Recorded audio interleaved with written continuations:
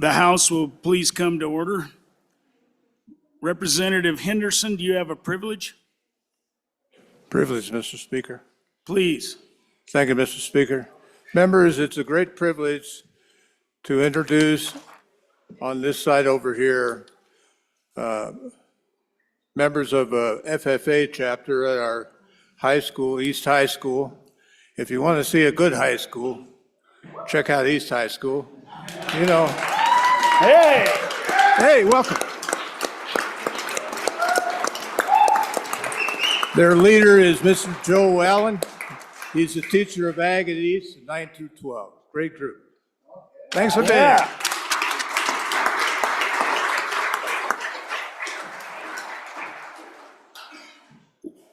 Welcome FFA East High to the House. Glad to have you here. Always nice to have future farmers of America in the building. All right, Representative O'Hearn. Privilege of the floor, Mr. Speaker. Please. Thank you. The people that fed you lunch, if you went downstairs, University of Wyoming, there's a teacher up there, a staff, and my daughter-in-law's little sister. He married a Mrs. Wright. Her name is Sage Wright. Thank you for lunch.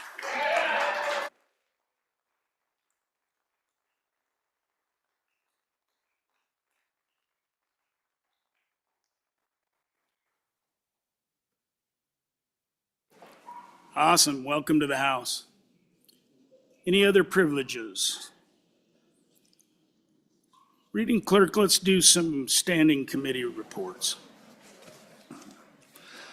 Senate File 13, sponsored by Agriculture. Federal land use plans, legal actions authorized, and act relating to the legislature. Mr. Speaker, your Committee Number 2 Appropriations, to whom is referred Senate File 13 engrossed. Federal land use plans, legal actions authorized. Respect the report, same back to the House with the recommendation that it do pass with the following amendments. Ayes, Representatives Henderson, Nicholas, Stith, Swanitzer. Noes, Representatives Larson, Sherwood, Walters. Representative Nicholas, Chairman. Senate File 54, sponsored by Revenue. Homeowners Tax Exemption, an act relating to taxation. Mr. Speaker, your Committee Number 2 Appropriations, to whom is referred Senate File 54 engrossed. Homeowners Tax Exemption. Respect the report, same back to the House with the recommendation that it do pass failed. Ayes, Representatives Larson, Sherwood, Walters. Noes, Representatives Henderson, Nicholas, Stith, Swanitzer. Representative Nicholas, Chairman. Senate File 86, sponsored by Senator Kolb. School Safety and Security Funding, an act relating to education. Mr. Speaker, your Committee Number 2 Appropriations, to whom is referred Senate File 86, School Safety and Security Funding. Respect the report, same back to the House with the recommendation that it do pass. Ayes, Representatives Henderson, Larson, Stith, Walters, Swanitzer. Noes, Representatives Nicholas, Sherwood. Representative Nicholas, Chairman. Senate File 89, sponsored by Senator Cooper. Veterans ad valorem tax exemption, Veterans ad valorem exemption amount, an act relating to taxation and revenue. Mr. Speaker, your Committee Number 2 Appropriations, to whom is referred Senate File 89 engrossed. Veterans and ad valorem exemption amount. Respect the report, same back to the House with the recommendation that it do pass. Ayes, Representatives Henderson, Larson, Nicholas, Sherwood, Stith, Walters, Swanitzer. Representative Nicholas, Chairman. Senate File 107, sponsored by Senator Landon. E-cigarette and vapor material directory, an act related to taxation and revenue. Mr. Speaker, your Committee Number 2 Appropriations, to whom is referred Senate File 107, engrossed, e-cigarette and vapor material directory. Respect the report, same back to the House with the recommendation that it do pass. Ayes, Representatives Henderson, Larson, Nicholas, Stith, Walters, Swanitzer. Noes, Representative Sherwood. Representative Nicholas, Chairman. Senate File 132, sponsored by Senator Kolb. American Rescue Plan Act Appropriations Amendments 4, an act relating to the emergency expenses of government. Mr. Speaker, your Committee Number 2 Appropriations, to whom is referred Senate File 132 engrossed, American Rescue Plan Act Appropriations Amendments 4. Respect the report, same back to the House with the recommendation that it do pass with the following amendments. Ayes, Representatives Henderson, Larson, Nicholas, Sherwood, Stith, Walters, Swanitzer. Representative Nicholas, Chairman. Chairman Nicholas, could you come up to the front, please?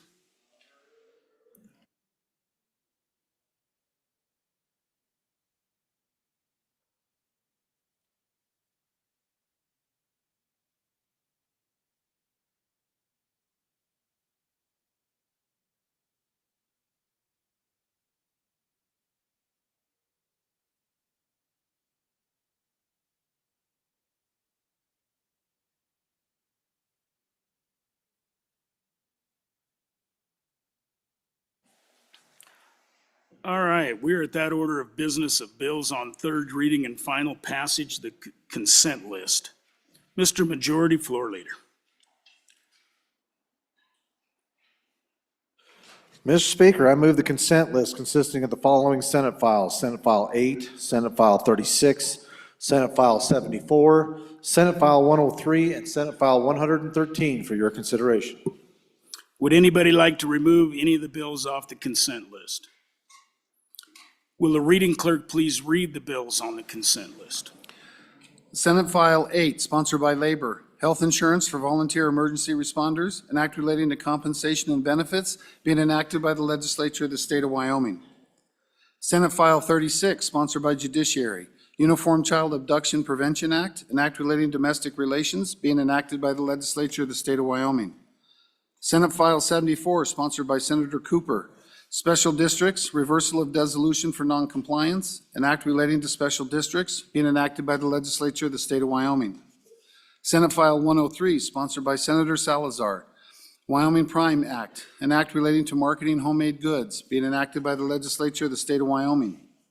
Senate File 113, sponsored by Senator Pappas, Light and High-Profile Vehicle Closures 2, an act relating to highways being enacted by the legislature of the state of Wyoming.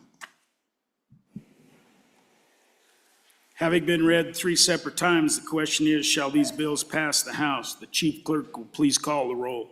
Allemande, Allred, Andrew, Angelos, Banks, Bear, Berger, Brown, Burkhart, Byron, Chadwick, Chestick, Clouston, Conrad, Crago, Davis, Eklund, Haroldson, Harshman, Heiner, Henderson, Hornock, Jennings, Knapp, Larson Lloyd, Larson JT, Lawley, Locke, Nyman, Newsom, Nicholas, Nemec, Northrup, Oakley, Obermuller, O'Hearn, Olson, Ottman, Pendergraft, Penn, Provenza, Rodriguez-Williams, Sherwood, Singh, Slagle, Smith, Stiff, Storer, Strock, Stivar, Tarver, Trujillo, Walters, Ward, Washut, Western, Winter, Wiley, Yin, Zwanitzer Dan, Zwanitzer Dave, Speaker Summers. Are there any changes? Closing vote. Vote closed. 60 aye, 2 excused.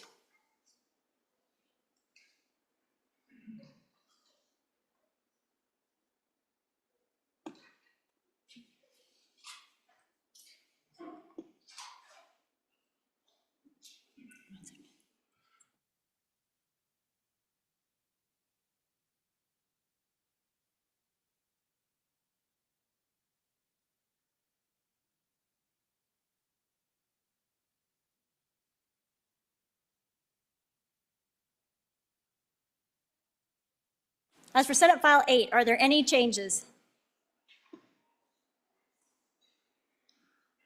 Walters, excused to aye. Jennings, aye to no.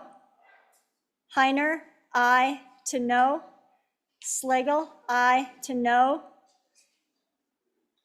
Smith, aye to no.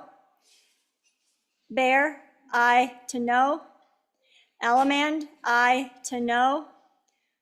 Winter, aye to no. Further changes? Further changes? Closing vote?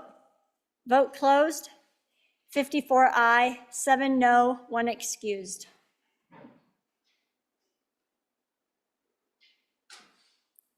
As for Senate File 36, are there any changes? Pendergraft? Aye to no. Locke? Aye to no. Knapp? Aye to no. Stivar? Aye to no. Hornock? Aye to no. Penn? Aye to no. Andrew? Aye to no. Smith? Aye to no. Slagle? Aye to no. Ottman? Aye to no. Haroldson? Aye to no. Ward? Aye to no. Bear? Aye to no. Strock? Aye to no. Winter? Aye to no. Heiner? Aye to no. Jennings? Aye to no. Allemand? Aye to no. Walters, excused to aye. Nyman? Nyman, aye to no. Further changes? Further changes? Closing vote? Vote closed. 42 aye, 19 no, 1 excused. As for Senate File 74, are there any changes? Zwonitzer Dan, aye to no. Further changes? Further changes? Walters, excused to aye. Further changes? Closing vote? Vote closed. 60 aye, 1 no, 1 excused. As for Senate File 103, are there any changes? Newsom, aye to no. Larson Lloyd, excused to aye. Walters, excused to aye. Chestick, aye to no. Brown, aye to no. Nicholas, aye to no. Yin, aye to no. Provenza, aye to no. Further changes? Further changes? Closing vote? Vote closed. 56 aye, 6 no.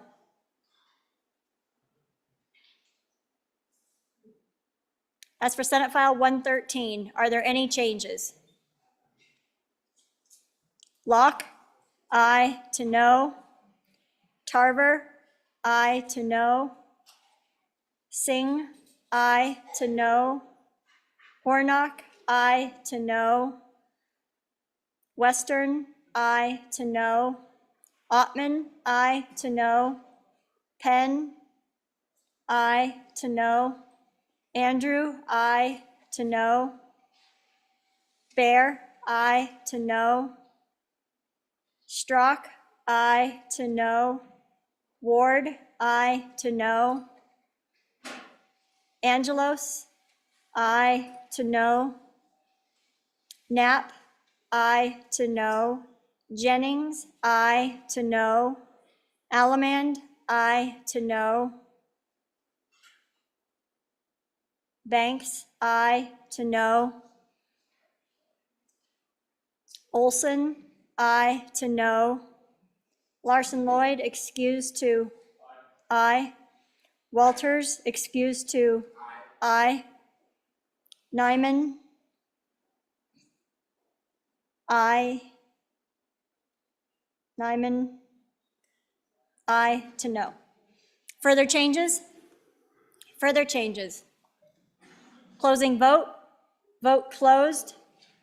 44 aye, 18 no. Having received the affirmative vote of the majority of the members elected to the House, Senate Files 8, 36, 74, 103, and 113 have passed the House.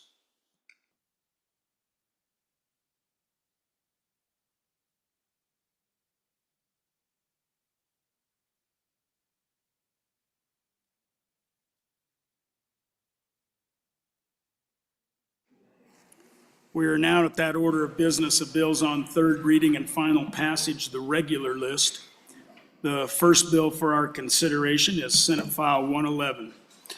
Senate File 111, sponsored by Senator Driscoll. Mule and whitetail deer, separate hunting seasons. An act relating to game and fish being enacted by the legislature of the state of Wyoming. Representative Haroldson, I believe you, Representative Winter, excuse me.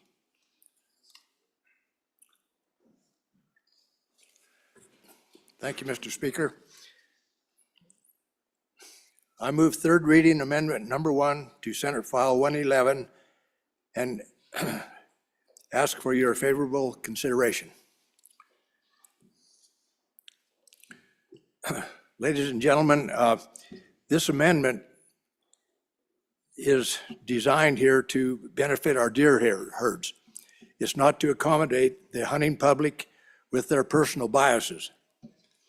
We have problems with the mule deer herds, and the white-tailed deer are part of that problem. That is why I've put this amendment forward. We need to put extreme pressure on the white-tailed species of deer. On page 2 of the bill, line 19, the change will be after deer, insert to achieve the commission's objective of proper white-tailed deer management, the commission may increase or decrease any white-tailed deer license fee under the Wyoming statute, and it goes on about that. And I've included a list here of prices that I'm suggesting, which are basically 50% reduction for the whitetail licenses, for all classes of license. So I ask for a aye vote. Representative Western for your first time. Thank you, Mr. Chairman. Interesting amendment, but I think we really got to think through the details here. And so my question to the sponsor of the amendment is, do we know, for these big game licenses, to what extent do those deer licenses, both for whitetail and mule deer, comprise of the total revenue of big game license sales? Because I think that's a really important question here, because if we're going to financially handicap this agency, I think we have to be really cautious for making those kind of decisions. So I would appreciate an answer. Thank you. Representative Byron for your first time. Thank you, Mr. Speaker. I'd like to divide the amendment, Mr. Speaker. Division 1 being lines 1 through 7, and Division 2 being lines 8 through 17. And I will speak when you are ready to Division 1. All right. I find that divisible. Representative Byron on Division 1. Thank you, Mr. Speaker. I think the good bringer of this amendment and the language presented here is certainly getting after the goal of the bill, and I'd ask for an aye vote on it. I think that it's really important to lean on this department to do their job and manage these herds and fees appropriately. So I'd ask for your aye vote on Division 1. Representative Western for your first time on Division 1. Thank you, Mr. Chairman. I am much more comfortable with this language because, as the old country lawyer once said, if you're going to ask a question, you probably want to know the answer. And the answer is, if we put those set figures in statute, this will really hurt the department that manages our game and fish. We're on Division 1. So I think for Division 1, what this does is it gives that flexibility to our friends in the commission. So I ask for an aye vote. Thank you. Awesome. Representative Haroldson for your first time on Division 1. Thank you, Mr. Speaker. So on Division 1, Division 1 was the language that was asked for by our department that manages our fish and our feathers and our fur. And so that was a question that they did ask. Can we put this in? They were okay with the entirety, but they said, give us some latitude, and so that was something that we put in there. So on and for Division One and on and for Division Two. The reality is they're not that concerned about the revenue stream simply because it is such a small subset of their license fees. Representative Pendergraph for your first time. Thank you, Mr. Chairman. On and for Division 1, and incidentally, on and for Division 2 as well. And I did speak with the leader of that commission that looks after the animals of the state. I have watched with great alarm over the last 50 years the diminishing of the mule deer herds. They've been devastated. This gives us an opportunity to better manage those herds where you don't have somebody going out and with one license that can take from either population. So on and for Division 1. Speak on Division 2 at the appropriate time.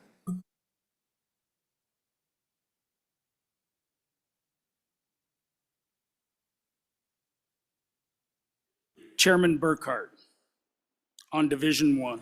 Thank you, Mr. Speaker. On Division 1. Ladies and gentlemen, I would ask you to really read that closely. It says the agency can increase or decrease the license fee to whatever they wish, which is kind of contrary to what this body has always held, that we set the license fees, not the commission. That's why every once in a while we have bills in here to increase or decrease license fees. You know, I guess you could go below zero. They could give them away, but maybe they'd pay you to take them if you go below zero. But they could charge $1,000 for a license, whatever they want. This gives them carte blanche to charge whatever fee they want, which is contrary to what we've always held in this body. So on and against the Division 1. Anybody else for their first time on Division 1? Representative Winter, do you want to bite at the apple on Division 1? Yes, thank you, Mr. Speaker. I just would say, ask you for your aye vote on this thing. Thanks. All right, anybody else for their first time? Anybody for their second time? Representative Byron, are you? No? Okay, we are, I guess we're good. So all of those in favor of Division 1, which is lines 1 through 7 of third reading amendment number 1 to Senate File 111, signify by saying aye. Aye. All those opposed? No. Third reading amendment, Division 1, third reading amendment number 1 has passed.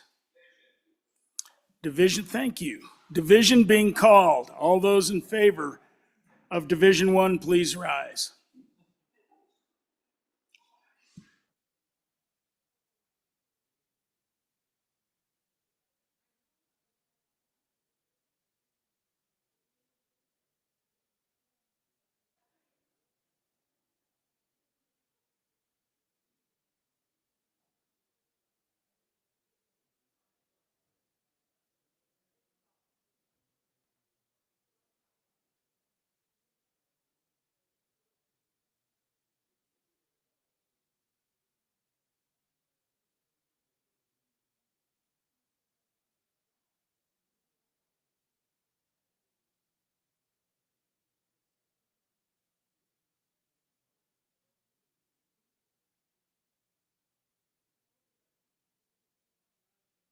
All right, thank you. All of those opposed, please rise.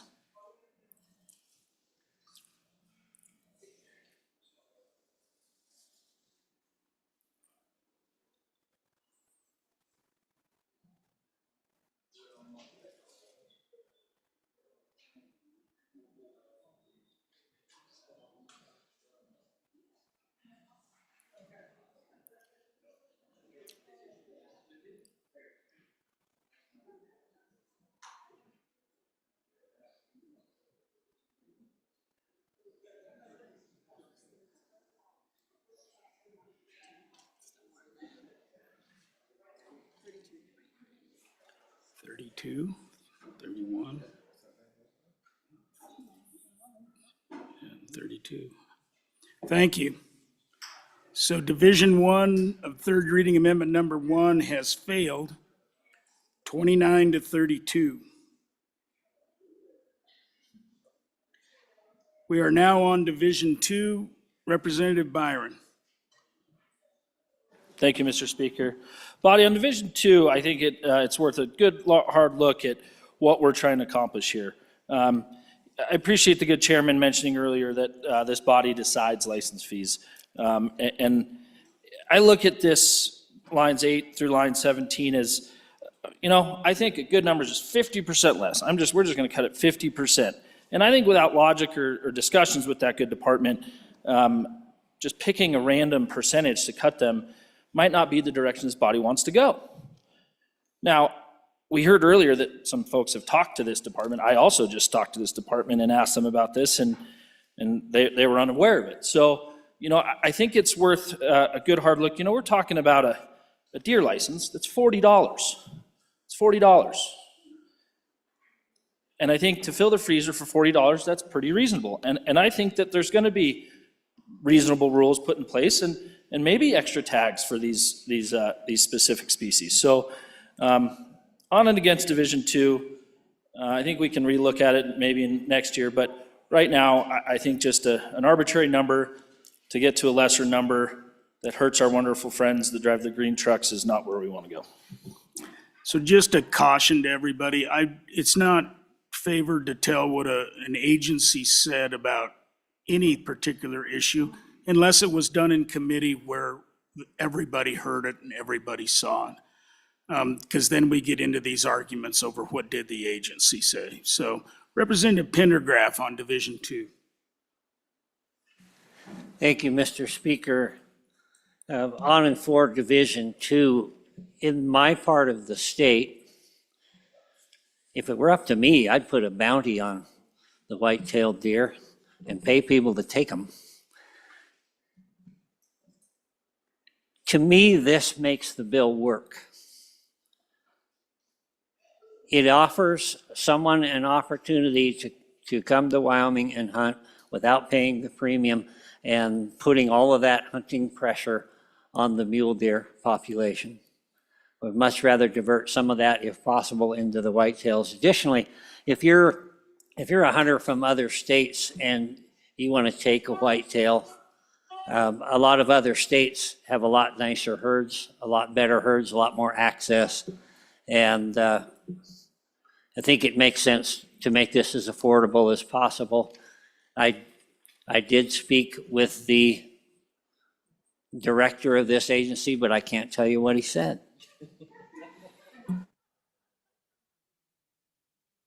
Representative Alaman for your first time. Thank you, Mr. Speaker.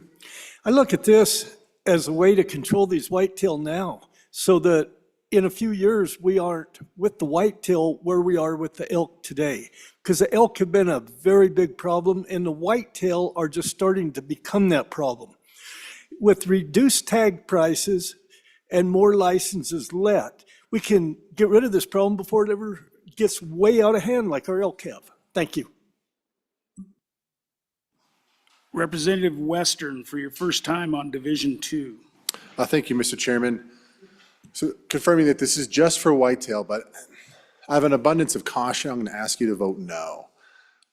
We don't know exactly what this impact will be, right? Because the only current whitetail only tags you can have, at least for bucks, is a Type 3 tag. We know how many applications happen, what it generates in revenue. With isolating this tag on its own statewide, it's hard to say either way. I think that the idea certainly has merit, and I think this probably should be an interim topic, but I think that at least let's get a full season, assuming that this bill passes, let's get a full season of the numbers so we can collect, and if we want to do this and come back next year, we have a better idea of the amount of money we're working with, and a better idea of the amount of money that this agency could forego in the event that we lower these whitetail tags. So that's why I would encourage a no vote. Thank you. Representative Stivar for your first time. Thank you, Mr. Speaker. On for this amendment. We've got to remember, this is a new tag. We are separating mule and whitetail. So this is a new tag on and for the amendment. Representative Nyman for your first time. Thank you, Mr. Speaker. I can tell you what the effect this is going to have on my part of the country is this is going to chill the number of out-of-staters that I've got coming to hunt with us. That's the major issue they're fighting right now, is that they can go to other states for far less money than they can come to Wyoming. And so as a private landowner that is inundated with whitetail deer, about 20% mule deer in my part of the area, this is going to limit my ability to be able to control these things. And quite frankly, folks, I cannot expect residents to come and to do the job that I need in the numbers that I need to be able to control these deer. We charge, I know, the good representative where the peaks are high and to my west and north would probably gladly come and harvest every whitetail I have, but does he want to pay a substantial trespass fee to help defray my costs and my expenses through the course of the year? We use our whitetail income to be able to pay our property taxes, among other things, high fuel prices and inflation. This would help my guys see their way clear to come here and to pay for a fee to trespass and to encourage them to come for a whitetail deer. Because you can shoot them everywhere. I got people that come from heavily highlighted whitetail areas that come to our area up here just because it's northeast Wyoming and because it's so far, it's been a fairly economical hunt. They like it for the family opportunity, but when we have an opportunity to reduce this cost, it encourages them to come. And we can harvest more does because they'll also buy some additional doe tags. And it helps me to be able to diversify my income and to help me to stay stable and help me to be able to stay in business. And so on and for this division. Representative Jennings for your first time. Thank you, Mr. Speaker. So I've actually lived through this 2 times and now living a 3rd time through it. When I first began hunting, before the younger members here were even born, in a state in the middle of the country, there was approximately 100,000 whitetails, and their price was considerably cheaper than what we charge now. And you had to do a draw. Over the next 15 years or so, by the time that I left that state, it was 15, they lost the battle. You could kill 7 whitetails, and they still lost the battle. Now, granted, the hunters in that state, even though there are more of them, are probably less accurate in their hunting than Wyoming hunters, right, guys, gals? But they had a whole lot more hunters. They had a whole lot more people than we have in this state. Their population was 100,000. They lost that battle. I moved to the state directly south, and I watched the same thing occur again. By the time I left, I think 7 years later, you could kill up to 7 whitetails. 7, and they still lost that. The population was over 3 million people. In this state, we have 400,000 or 500,000 whitetail and growing. We have whitetail for everyone. I'm telling you, you're not gonna, if you really want to address this, the state to the north of us used to charge $2 for a doe, for a whitetail. I don't think they won. So you could, in my opinion, you could take the 0 off of this $20 charge and you'll be lucky if you win this. On and for the amendment. Anybody else for their first time? Representative Winter for your first time if you want. Thank you, Mr. Speaker. Folks, we got to put some pressure on these white-tailed deer, and this is a means to do it, so please vote aye. Okay, anybody else for their first time? Anybody for their second time before the sponsor? Representative Byron. Thank you, Mr. Speaker. Great debate, body. You know, at the end of the day, these deer will be hunted, hopefully successfully. And I think at the end of the day, this substantial price decrease compared to other species is adversely going to affect the department that is managing these herds. So once again, on and for, this body is not usually welcoming to increases. So I really do like the idea that I will be able to potentially purchase these licenses for less, and I will benefit from that. But I also, in the same breath, have no problem with the price where it's currently set in the bill. So please vote no. All right. All those in favor of Division 2 of third reading amendment number 1 signify by saying aye. Aye. All those opposed? No. Division 2 of third reading amendment number 1 has passed.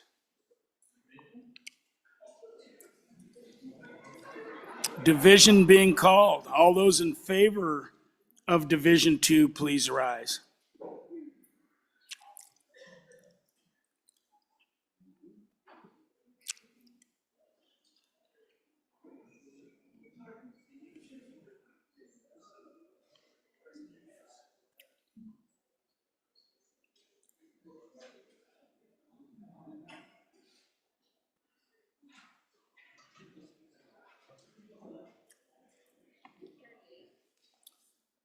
Thank you. Now, all those opposed, please rise. Less than 38. So Division 2 of third reading amendment number 1 has been adopted.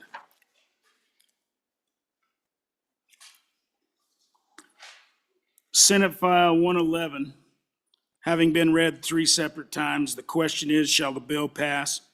Chief Clerk, please call the roll. Allemande? Allred? Andrew? Angelos? Banks? Bear? Berger? Brown? Burkhart? Byron? Chadwick? Chestick? Clausen? Conrad? Crago? Davis? Eklund? Haroldson? Harshman? Heiner? Henderson? Warnock? Jennings? Knapp? Larson Lloyd? Larson JT? Lawley? Locke? Nyman? Newsom? Nicholas? Nemec? Northrup? Oakley? Obermueller? O'Hearn? Olson? Ottman? Pendergraft? Penn? Provenza? Rodriguez Williams? Sherwood? Singh? Slagle? Smith? Stiff? Storer? Strock?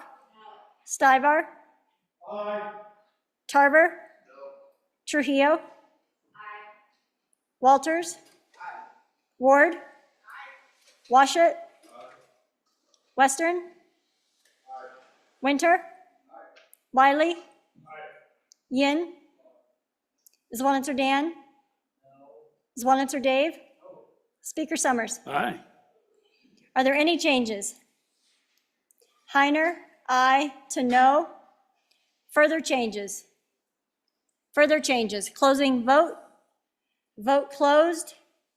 28 aye, 34 no. Senate File 111, having failed to receive the affirmative vote of the majority of the members elected to the House, Senate File 111 has failed to pass the House.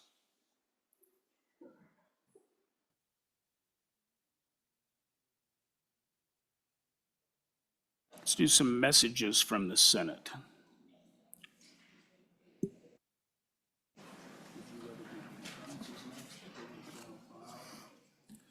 Message 279. Mr. Speaker, the bill listed below passed the Senate on third reading by the vote indicated. House Bill 43, State Forestry Good Neighbor Positions, ayes 24, noes 7. Message 280.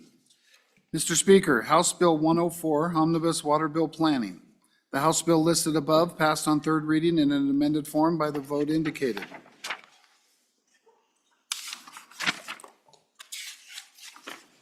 Ayes 31.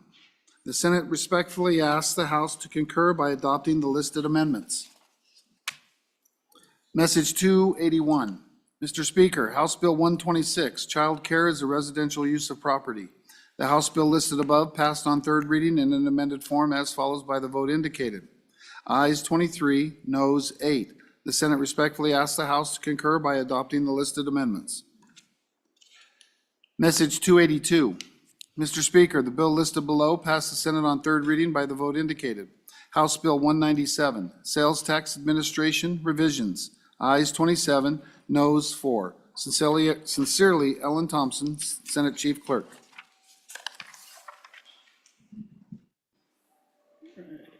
I think we'll do a few concurrences.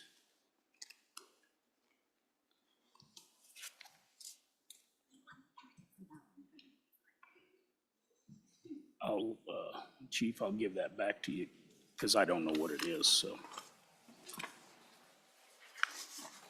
We're at that order of business of bills, of request to concur with Senate amendments to House bills. The first message for our consideration is message number 272 on House Bill 36, Chairman Washit. Thank you, Mr. Speaker. I move message number 272 on House Bill 36 and ask for your aye vote. Friends down the hall made a small change that I visited with the sponsors of this bill about. They have no objection to it. Basically allows that the chief executive downstairs may make some exceptions to the implementation of the subsection to preserve any valid primacy agreements with a federal agency. So, any questions? I stand for them, otherwise please vote aye. Anybody have any questions? We are voting on the motion to concur with Senate amendments to House Bill 36. A majority of the elected members is required. The chief clerk will please call the roll.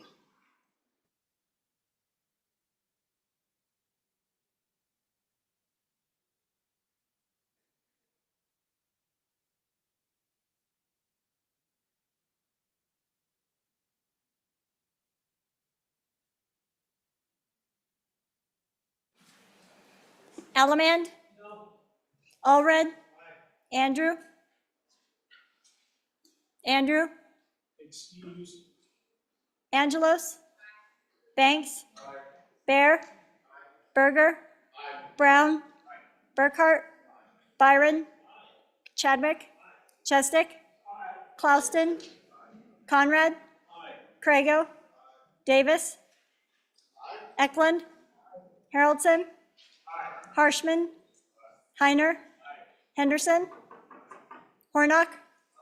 Jennings? Knapp? Larson Lloyd? Larson JT? Lawley? Locke? Nyman? Newsom? Nicholas? Nemec? Northrup? Oakley?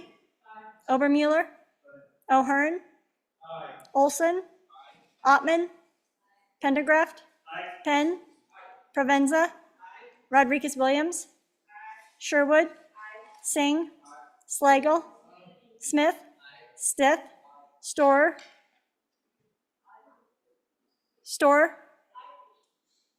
Strock? Stivar? Tarver? Trujillo? Walters? Ward? Washut? Western? Winter? Wiley? Yin? Zwanitzer Dan? Zwanitzer Dave? Speaker Summers? Are there any changes? Andrew, excuse to aye. Allemand, no to aye. Further changes? Closing vote. Vote closed. 62 aye. By your vote, you have voted to concur with Senate amendments to House Bill 36. The next message for our consideration is message number 256 on House Bill 138, Chairman Nicholas.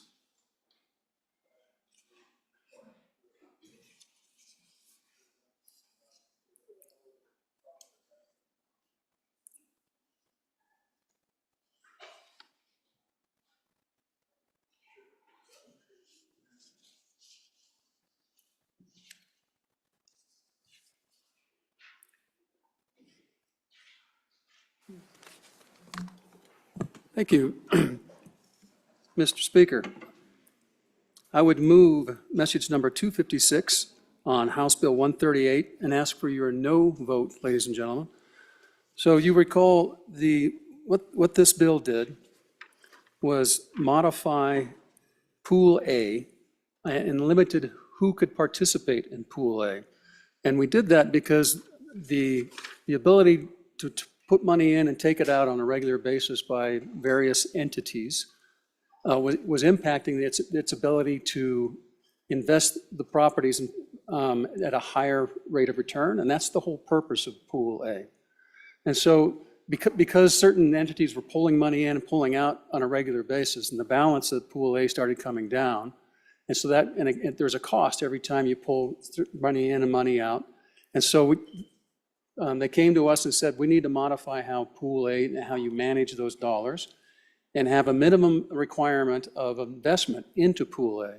And so, for example, what we did in order to keep various funds in Pool A to maximize their return, we ended up adding a certain, I think the number is $2 million of general fund, roughly, to the public television funds account, so that they could have a minimum of $5 million and keep it in Pool A and then live and have those returns from that account help ongoing costs of public television based in your good Fremont County for their operations of business.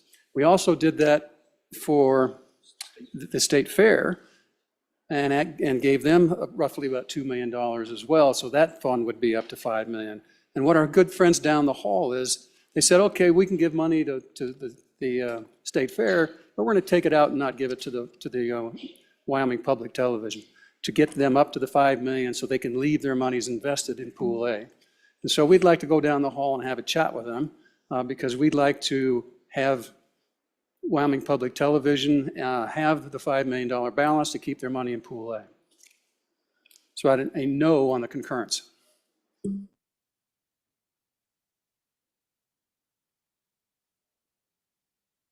All right, sensing your urge to vote, we are voting on the motion to concur with Senate amendments to House Bill 138.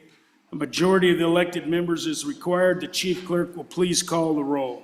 Allemande, Allred, Andrew, Angelos, Banks, Bear, Berger, Brown, Burkhart, Byron, Chadwick, Chestick, Clauston, Conrad, Crago, Davis, Eklund, Haroldson,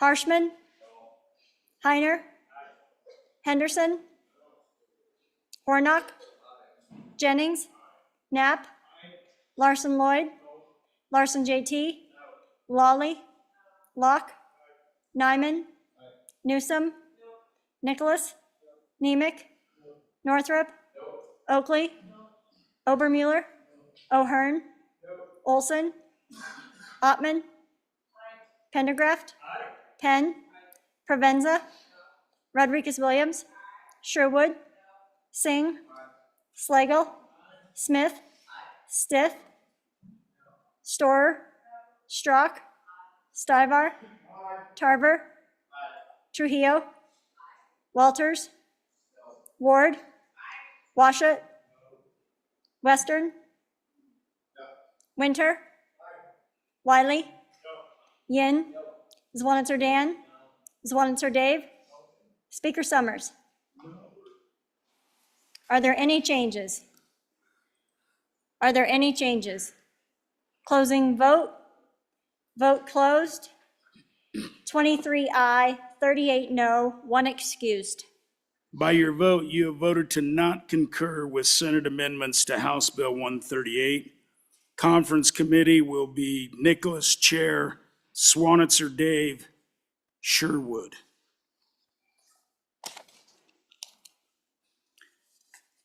The next message for our consideration is message number 255 on House Bill 83, Chairman Nicholas.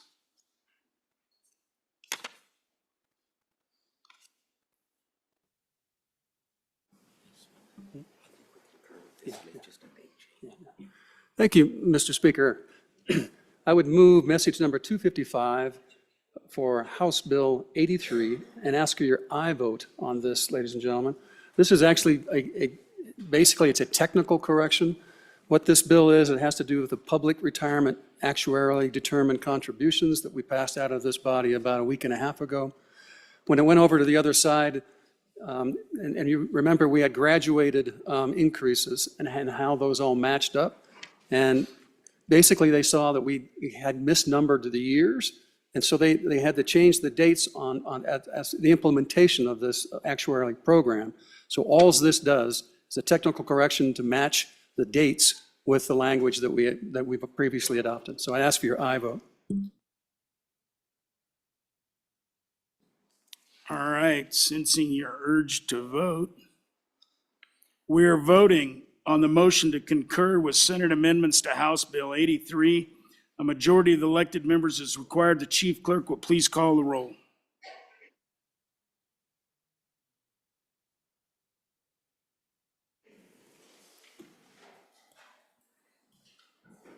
Ellerman, Allred, Andrew, Angelos, Banks, Bear, Berger, Brown, Burkhart, Byron, Chadwick, Chestick, Klauston, Conrad, Crago, Davis, Eklund, Haroldson, Harshman, Heiner, Henderson, Warnock, Jennings, Knapp, Larson Lloyd, Larson JT, Lawley, Locke, Nyman, Newsom, Nicholas, Nemec, Northrup,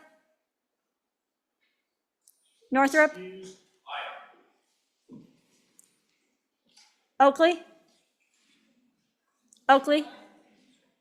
Obermuller, O'Hearn, Olson, Ottman, Pendergraft, Penn, Provenza, Rodriguez-Williams, Sherwood, Singh, Slagle, Smith, Stith, Storer, Strzok, Stivar, Tarver, Trujillo, Walters, Ward, Washut, Western, Winter, Wiley, Yin, Zwanitzer Dan, Zwanitzer Dave, Speaker Summers. Are there any changes? Are there any changes? Closing vote. Vote closed. 62 aye. By your vote, you have voted to concur with Senate amendments to House Bill 83. The next message for our consideration is message number 266 on House Bill 116. Chairman Eklund.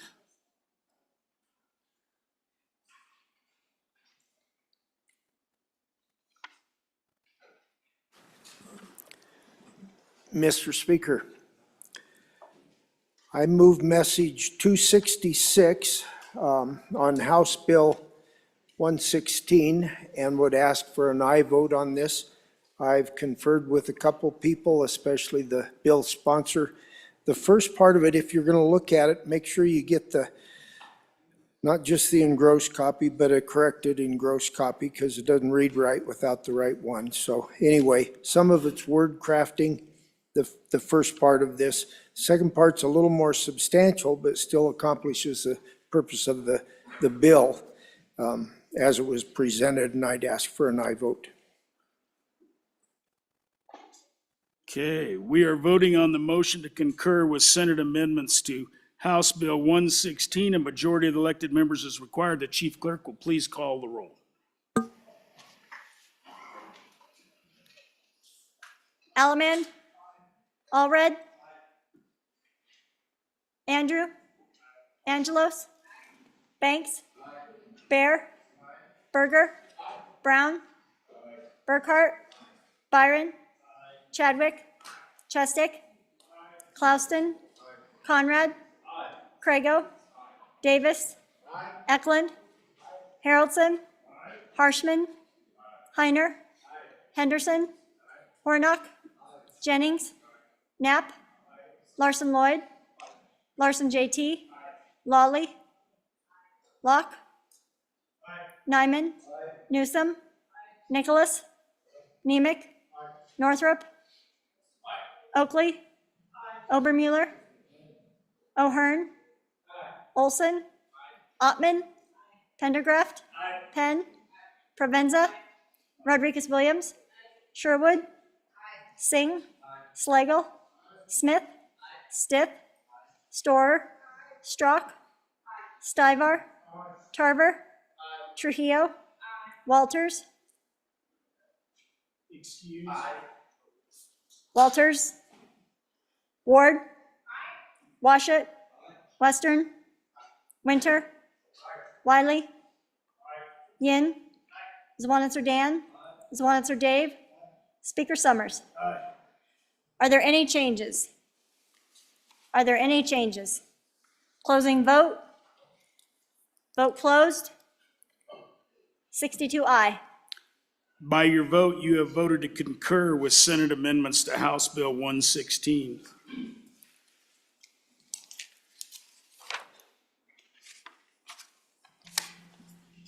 Mr. Majority Floor Leader, I think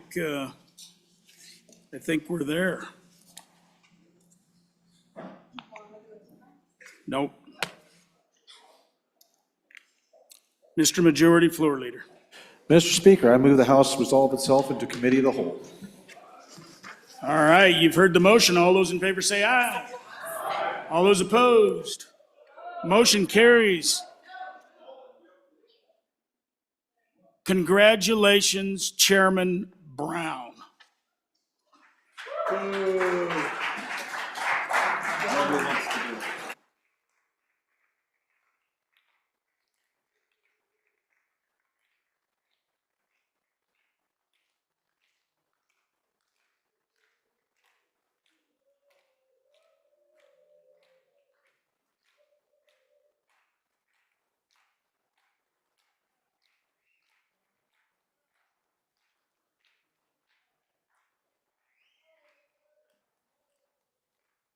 Committee of the Whole, please come to order. All right, so we only have a few bills, but I feel like this body has a really good opportunity to talk them to death. So let's go ahead and get started. First bill for our consideration is Senate File 41. The reading clerk will please read the bill. Senate File 41, sponsored by Minerals, Banking Division, Classification and Salary Exemptions, an act relating to banks, banking, and finance.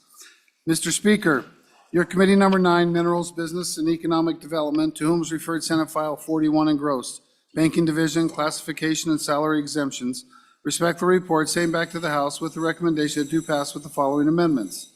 Ayes, Representatives Burkhart, Conrad, Larson, Lawley, Tarver, Western. Noes, Representatives Banks, Heiner, Knapp. Representative Burkhart, Chairman. This bill was re-referred to Committee Number 2, Appropriations.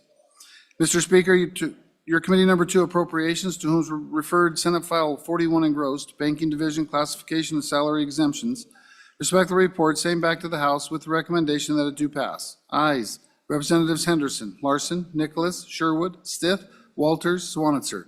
Representative Nicholas, Chairman. You've heard the reading of the bill. What is your pleasure, Chairman Burkhart? Thank you, Mr. Chairman. I move that when the Committee of the Whole rise to report, it do so with a recommendation that Senate File 41 do pass, and I turn the explanation over to the good representative from the northern part of the state. Majority Whip Western. Thank you, Mr. Chairman. So I bring you Senate File 41. There is a standing committee amendment. I will move that at the appropriate time. So really, the context is this. About 5 years ago, the Select Blockchain Committee passed some legislation kind of taking some of these positions within the Division of Banking and basically telling them like, hey, we're going to allow you to use the revenue you generate internally to pay for some of these positions and the salary that goes with them.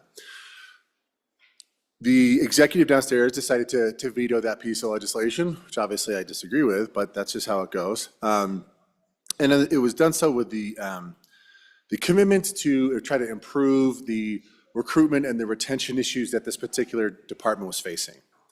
So there have been some improvements that have been helpful, but the reality is that this particular division is still struggling with recruitment and retainment. So to give you an idea, some of these senior examiner positions, for example, for the last 30 years, there were folks who had been there for 10, 15, 20 plus years, were very good examiners. And these aren't just, jobs that you just kind of check a couple of boxes. These are jobs to make sure that our banks, our financial institutions in our state are financially sound, right? That their capital ratios are adequate, that they're following proper accounting standards, all sorts of really, really important jobs. And the banks want these regulators, right? It's a symbiotic relationship. I mean, they get to turn around and say, hey, we passed the test, but they did so knowing that the regulators that they were dealing with were well-equipped, adequate, and knew what they were doing. Fast forward to today. So some of these senior examiner positions, I'd have to, you might not get this exactly right off the top of my head, but the executive or the gentleman that runs the banking division testified that the most experienced senior examiner position had been there for, I want to say, about 24 months, a little less. Again, these are jobs that have very serious responsibilities, and if they fail to execute those responsibilities, have very serious consequences. So that's why this bill is here. The industry that represents some of these banks in our state testified in support of this legislation for that exact reason. They want good examiners. They don't want examiners that give them breaks. They want examiners that are going to be fair. They're going to do their jobs and ensure that our financial system here in the state of Wyoming is functioning properly. So what this bill basically does is it allows this division in consultation with the legislature, our good appropriators, and of course the executive downstairs to set up a salary schedule for some of these technical positions that are really needed, and they get to use internal revenue to fund these positions. That's a really important component of this bill. The SR revenue, the special revenue. Not one dime of this money is coming out of the general fund. This division is entirely funded by SR funds, mainly the examination fees these banks have to pay in to this particular division. So it allows this division to set up those positions and pay them competitively at market. Because at the end of the day, what good is it if you can recruit them there, but after 24 months, 36 months, they take off somewhere else. So you'll notice that the Senate did put an amendment on this bill. Without going into too much detail and chewing up too much of your time, that amendment basically removed a conflict of interest because the banking board is comprised of members, many of the members are comprised of members of some of our state banks. This just kind of removed that conflict of interest in that they can set the salary specifically for the director, just kind of avoiding that, again, that conflict of interest. I would now like to move the Standing Committee Amendment number 1 to this bill, and I will explain the amendment. What it does, it just gives the funding authority and the appropriation necessary for this division to, to have the money, or authorize them to use those internal funds, those special revenues, to pay for some of these examiner positions. So if there are, be happy to any questions on the amendment. If not, I call for the question. Any discussion on the amendment? Yes, Representative Knapp, Vice Chairman Knapp.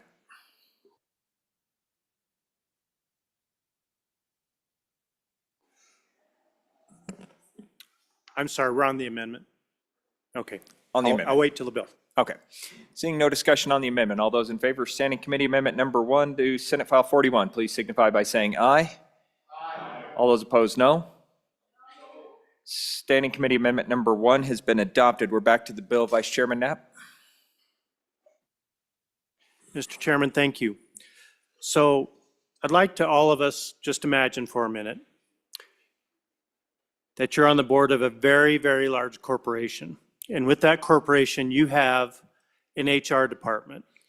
And that HR department is in charge of pointing the salaries of dozens of departments and thousands of employees. That's what we have in A&I. It is A&I's job to point positions, even new classifications. If these classifications do not fit in current classifications, they can point new ones. So A&I is now under the executive branch, the very branch that we talked about deciding on these salaries. So I don't think it's appropriate for departments or divisions to go outside of the system to begin pointing, defining, and giving themselves raises. I think it should fall under a centralized form of operation, an HR department and AI. Now, I understand there's been frustration. There's been frustration with getting these positions pointed and getting what is considered a fair and market adjustment wage for these positions. But that doesn't mean we go off the system. You know, we've done this with investments already. There are other departments that run off fees and their own way of getting income, their own revenues. I don't want to see the state divulge into chaos where every department can decide on its own what it pays its employees. And I also don't like the fact that for some reason, because a certain department or division brings in its own fees, that somehow that's considered off budget. It is this body's decisions to make sure that all revenues come into a general fund to be used. So on and against, I think that as a matter of consistency and as a matter of an organization, that we don't allow this to happen. Thank you. Any further discussion? Representative Stith. Mr. Chairman, thank you. On and in support of Senate File 41, we do have a highly centralized system of employee compensation here in the state.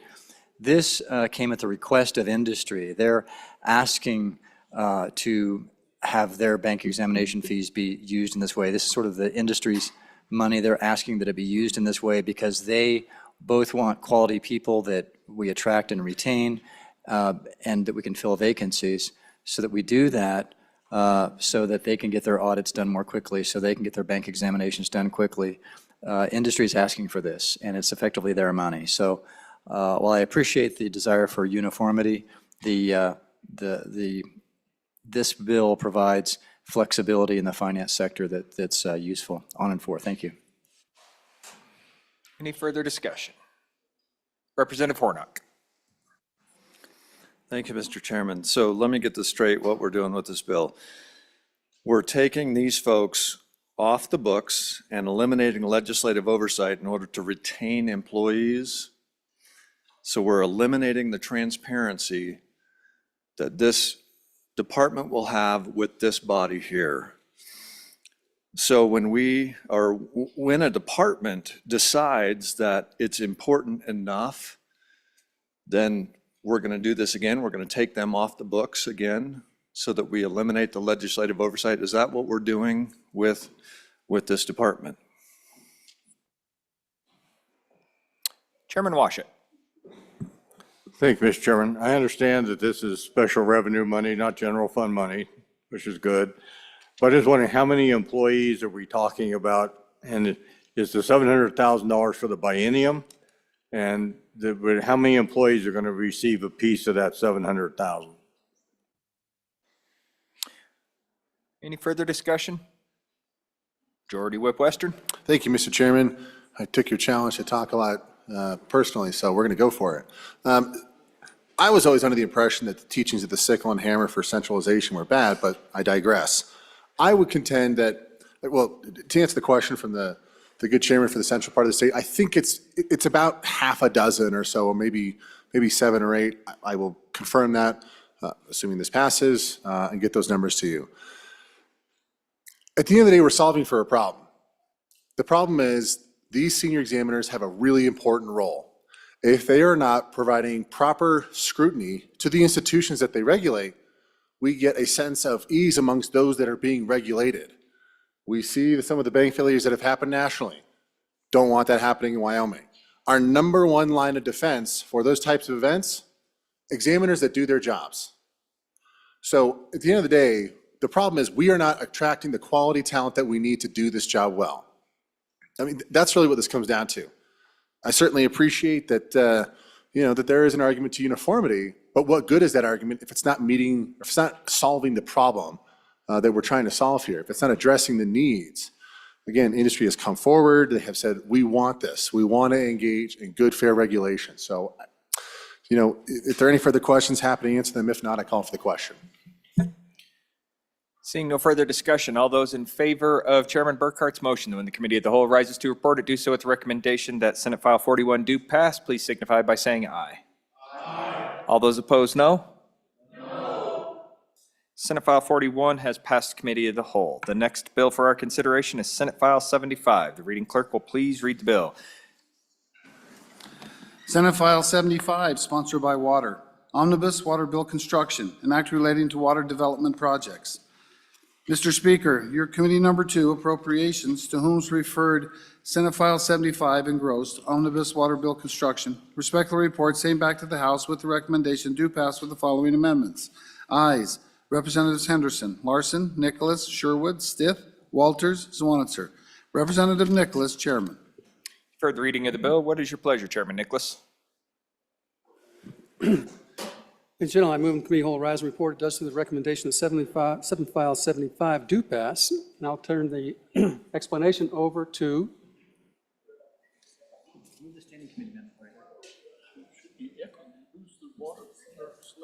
Select Water, Craig, to the good.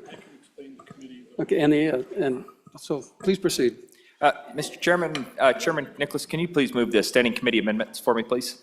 I will also move standing committees, and I'll turn those over to the good representative from Fremont County. All right, and Vice Chairman Crago? Or are we going with Representative Larson? Representative Larson, Vice Chairman Larson. Thank you, Mr. Chairman. I can explain the standing committee amendment. There's 3 things that we do in the standing committee amendment on page 40. So in this bill, as the Select Committee on Water looked at the funding of projects, they found in Water One that there's a number of projects that really warranted moving forward. And so they appropriated some general fund money, approximately $9 million that they appropriate in here for Water One projects, I believe. We know that with the reversion of the ARPA dollars, there's going to be $27 to $29 million of Water One, Water Two funds that come back into the system. So we deleted the general funds because we'll have the Water One funds there to do that. Nothing wrong with projects, nothing wrong with it. We just thought we'd use the Water One dollars. We also, there was a sunset date on the small water projects found on page 49. That sunset date was repealed. We put it back in. We've had conversations over the last number of bienniums on the small projects. They're not really listed out. You don't track them real well in the water bill. They seem to extend forward, and we've kind of been pushing back on that. And so we would like to put a sunset on that small water projects, and if we need to see if we can get that process a little cleaner on how we see that in the appropriation. Then the third thing we do is on page 9, we take $6 million of the reverted ARPA dollars that come back into Water One, and we dedicate that to for redundancy water systems around the state. And Mr. Chairman, I would take any questions. We have any questions on the standing committee amendment? Seeing none, all those in favor of standing committee amendment number 1 to Senate File 75, please signify by saying aye. Aye. All those opposed, no. Standing committee amendment number 1 has been adopted. We are back on the bill. We have a committee of the whole amendment. Vice Chairman Crago. Thank you, Mr. Chairman. The amendment is not mine, but I will tackle the bill real quick. Obviously, it's our annual water bill for construction purposes. We do 2 of these, one for planning, one for construction. This is the construction bill. There's lots of various projects that we work through the select committee and that come on recommendations from the commission. So if anybody has any questions about any particular project, just get to the mic or come find me at the desk and we'll get you the answers you need. But other than that, I'm not going to go through all the individual projects. Happy to answer any questions. Okay, Representative Haroldson, we've got this Committee of the Whole Amendment for you. Thank you, Mr. Chairman. I move Committee of the Whole Amendment number 1 to Senate File 75 and ask for your favorable consideration. So I'm back talking about a water tower, you guys. So just to give you again that background, 21-year-old water tower, actually about 22-year-old water tower in Wheatland that should have had a lifespan of about 60 years. The company that installed the tower defunct. And so we're just at a point where we have repaired and repaired, and we cannot even get a company to come and touch the tank now. Engineers have come and looked at it. They deemed it in the last about a month and a half that it went from just being a need to be replaced to being an emergency. I drove by it Sunday after church, and I was parked 2 blocks away getting a car wash because the wind was just it was pushing that much water. We're talking 600 million gallons of water is estimated lost this year from that tank so far. So we brought this to the governor's office and not to the governor's office, but to the SLIB. Sorry, I can't say any of that, can I? Chief Executive. Chief Executive and the board that addresses that. And we were able to get enough money to look at going after variable vane pumps and the decommissioning of the tower. The problem is we get outside of the that 3-letter federal organization that regulates safety. We get environmental safety. We get out of that their regulations at that point, and we have a very narrow window. So in this bill, this is already a project to the tune of it would have been 2.6855 million. But when it slid to an emergency, it changed everything in the scope and sequence of that project.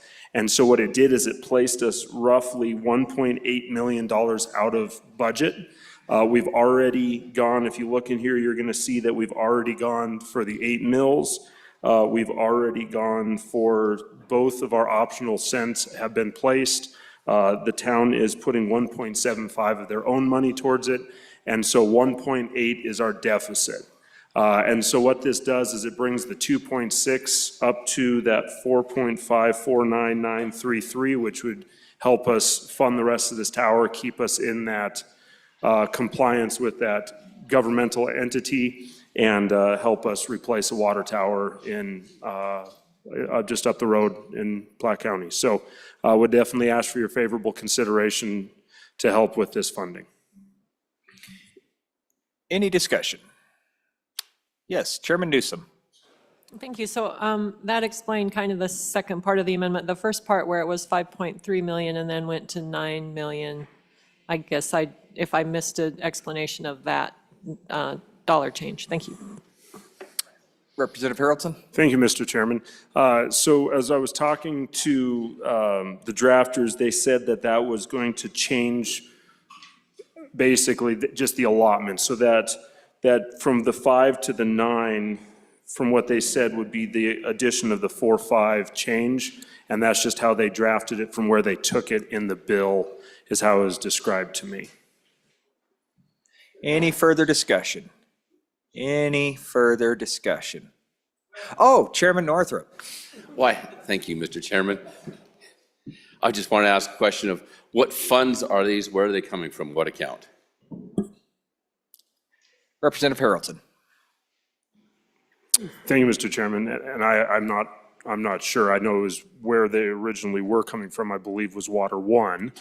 But I just said that we wanted to increase our 2.685 to that 4.5, and they drafted. So I'm not sure. I would love to figure that out. Chairman Eklund, did you want to speak on this? Chairman Eklund. Mr.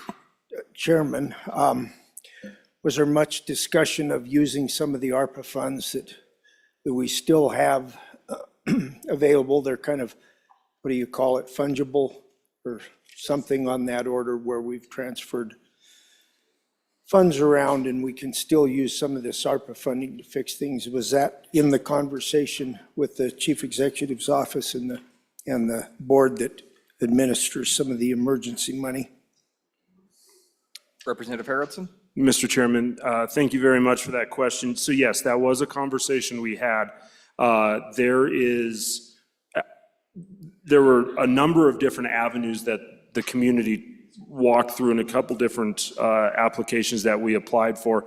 And the conversation that came out of that meeting with the top 5 gave us the direction to pursue in the omnibus water bill a further appropriation was the conversation. So what we were given was a 43%, and that would have been that offset, and it normally goes up to 64% potential, and this puts us up into that higher 50s range. So that was a conversation that they had, was going after it in this is what was a recommendation. The second was to go more along the lines of a federal avenue, but with that, the Made in America policy actually becomes really an issue because the bolts required for these tanks, there's only one company that makes these bolts because of the Made in America conversation. So a $1.60 bolt turns into almost a $30 bolt. And so the cost increase to our project actually offset what we would have been able to get from that, and it would have changed the whole entire budget figure again. So that was an area that we looked into and we applied for, but that was a limiting factor that our engineering group said they've seen before, and they were concerned about it becoming an issue. Vice Chairman Craigo. Thank you, Mr. Chairman. Just a quick question for the bringer. Total, give us a breakdown on the numbers if you could. I think it'd help us all. What's the total project? How much is local contribution? How much has the state contributed or going to contribute, whether before and after your amendment, if it happens to pass, and from other state sources and or federal sources? I think that'd be helpful for all of us to kind of know what the breakdown of all of the inputs are. Representative Haroldson. Thank you, Mr. Chairman, and I appreciate that question. So total project cost is $8.59933 million. There is a ARPA grant that we applied for and received for engineering and design at $623,000. We got I guess, can I say the SLIB grant? Can I say that? Okay, the SLIB grant for $1.677 million. The town 6 penny at $1.75 million. The WWDC potential here of 685, which gives an unfunded balance of 1.864 million. So it totals out to 4.54933 million would bring us up to a fully funded status as it currently sits. Seeing no further discussion and sensing your urge to vote, question being called, thank you. All those in favor of Committee of the Whole Amendment number 1 to Senate File 75, please signify by saying aye. Aye. All those opposed, no? No. Committee of the Whole Amendment number 1 has passed. Any further discussion on the bill? Seeing none, question being called. All those in favor of Chairman Nicholas's motion that when the Committee of the Whole rises to report it, do so with the recommendation that Senate File 75 do pass, please signify by saying aye. Aye. All those opposed, no. Senate File 75 has passed Committee of the Whole. The next bill for our consideration is Senate File 54. The reading clerk will please read the bill. Senate File 54, sponsored by Revenue, Homeowner Tax Exemption, an act relating to taxation. Mr. Speaker, your Committee number 3, Revenue, to whom is referred Senate File 54 engrossed, Homeowner Tax Exemption, respectfully report, same back to the House with the recommendation that do pass with the following amendments. Ayes. Bear, Byron, Harshman, Locke, Northrup, Oakley, Storer, Strzok, Swanitzer. Representative Harshman, Chairman. This bill was re-referred to Committee number 2, Appropriations. Mr. Speaker, your Committee number 2, Appropriations, to whom is referred Senate File 54 engrossed, Homeowner Tax Exemption, respectful report, same back to the House, with the recommendation that a do pass failed. Ayes, Representatives Larson, Sherwood, Walters. Noes, Representatives Henderson, Nicholas, Stith, Swanitzer. Representative Nicholas, Chairman. You've heard the reading of the bill. What is your pleasure, Chairman Harshman? Thank you, Mr. Chairman. I move that when the committee of the whole rises to report, it do so with the recommendation that Senate File 54 do pass. And Mr. Chairman, it has a standing committee amendment. I'll just briefly explain the bill, then turn the explanation of the standing committee amendment over to a member of the Revenue Committee, Representative Storr. Mr. Chairman, just so we clear it out of the way, would you go ahead and move that standing committee amendment for me? Sure, and Mr. Chairman, I'd move the standing committee amendment number 1 to Senate File 54. Thank you. The floor is Members, yours, sir. quickly on the bill, this is a committee bill that is it's been a 2-year, 1 year, it's been a percentage, it's been a dollar amount. It's been a combination of a percentage and a dollar amount, and now it is back to a percentage with this standing committee amendment of a 25% exemption, and that'll be explained to you a little more, and it's a 1-year piece of legislation, about $120 million for this exemption. And members, I would just say, if you kind of look at our body of work on this issue, really none of them have crossed the finish line, Mr. Chairman, and so we hope to have a cap bill that's at the other end. We hope to make some changes to that property tax refund program. It's been very successful. If that bill passes away, we'll still have the program be very successful. And we have the bill out there for long-term homeowners in Wyoming residents who have built their families and their lives here for decades. Not sure where that bill's at. It's kind of limping. I don't think the leg's totally broke, but I think it's limping down the back stretch, Mr. Chairman. And then I think, a deferral bill we had also, I think, is getting a little gimpy down the back stretch. So, Mr. Chairman, we really have, I think the cap bill is still running strong, and I think this bill is still running strong.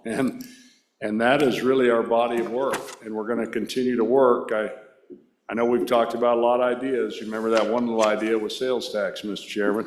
And we all so we're going to keep working this. But, Mr. Chairman, I'd ask for your support on this bill and the standing committee amendment. I'd like to turn it over to the good representative from the land of the Tetons. Representative Storr, please. Thank you, Mr. Chairman. I'm just going to give you a brief review of the bill and then talk through the amendment. So similar to House Bill 52, which you all recall we discussed and amended last week and sent it over to the other side. The original SF 54 was an exemption to primary owner-occupied households starting in 2025 and ongoing. And it had either 25.6% fair market value or not to exceed $200,000. It also had a fiscal note of about $85 million that was not backfilled. So the other side amended the bill. They decided they wanted it to apply to 2024, but they actually didn't change what it applied to, and so it still applied to primary owner-occupied households. The problem is we don't know who primary owner-occupied households are right now. We would have to go out and ask, and we don't have time to do that. And so House Revenue decided to limit the exemption to residential structures, very similar to what we did with HB 45, the cap bill. So that's now what it applies to. The Senate also amended the exemption to $200,000, limited it to just 2 years, and provided a backfill, but just for counties. So our House Standing Committee amendment, again, refers the exemption to just residential structures, so all the language about primary owner-occupied and how we define that is deleted. We also provided a backfill for counties and schools and an appropriation for that backfill of $125 million. And then, much like the discussion we had on HB 52, the committee did decide unanimously to support an exemption of 25% rather than a dollar figure because of the equitability issues, especially for places like Lincoln and Teton County, where people are paying $10,000 for property tax for a modest middle-class home, and they've seen their property taxes double in 3 years. So there was concern on the committee that a 25% exemption, especially now because this bill does apply across the board for residential structures, not just primary owner occupied. So that means it includes second homes. And what we decided was we would create a limit on the upper end. And so rather than limit the dollar amount of the exemption, what we did was limit the amount of the fair market value that it applies to. And there is a difference. And what that allows for is middle-class homeowners with what are now valuable properties will get the complete 25%, but at the upper end, folks they'll get something, but it won't be a full 25%. It will be the first $3 million of value. So if you own a second home in Teton County, for example, which several people do, it's valued at $10 million. You will get an exemption that translates to about $4,000. And that would be the same that a home of $3 million gets. So we also limited the exemption to 1 year and revised the appropriation to $125 million, which was in line with what this body decided to do on HB 52 before we sent it down to the other end of the hall. And with that, I'll stand for questions. Any questions on the Standing Committee amendment? Representative Bear. Thank you, Mr. Chairman. Try to give you guys just a few simple numbers if you can pay attention. This bill, as it came to our body, would apply across the board to all homeowners, and 46% of all homeowners in this state would have no property tax the first year. Some significant number the second year. So this amendment takes that nearly all away. I do like some of the things in the amendment, but it just got out of control, folks. We need to get back to the original bill. It's pricey. This bill, as it came to this body, is somewhere between $250 to $300 million. But we're talking about real relief. If there is one thing that we came into this session promising our constituents, it's that we would do something for them. This bill significantly does that. I ask that you would resist this amendment because we took it from that number that I just shared with you down to about 115 million. So we are considerably reducing what we're doing for our constituents. This is what we're here for, folks. On and against the amendment. Representative Locke. Thank you, Mr. Chairman. I am also, for many of the reasons just spoken, I'm also on and against the amendment. I think, again, I think it was even mentioned, this is likely the only real opportunity we're going to have for significant relief for our people. And many of us were sent here largely for this purpose. So this is an opportunity for significant relief for all property tax payers, or at least residential property tax payers. This is it. And I think what we've done with this amendment, although well-intentioned, quite honestly, but there's two things that I think affect us. The previous speaker gave you one. We cut the amount certainly significantly. And second, we cut it to 1 year, somehow thinking that we're going to figure out how to work this and get a real solution within a year. The truth is, I believe that we have to go 2 years, minimum of 2 years on this moving forward. And that's what the bill that came into the committee did. It gave a good amount of relief back to our taxpayers. And then quite honestly, it did it for 2 years to give this body time to maybe make enhancement, make changes. It has been recommended to me that maybe we should, it can be amended to actually give longer term and be a decent longer term solution for relief to the people. The long and the short of it is I'm on and against this amendment because I think we've cut it too much, and I honestly think this is our opportunity to give relief.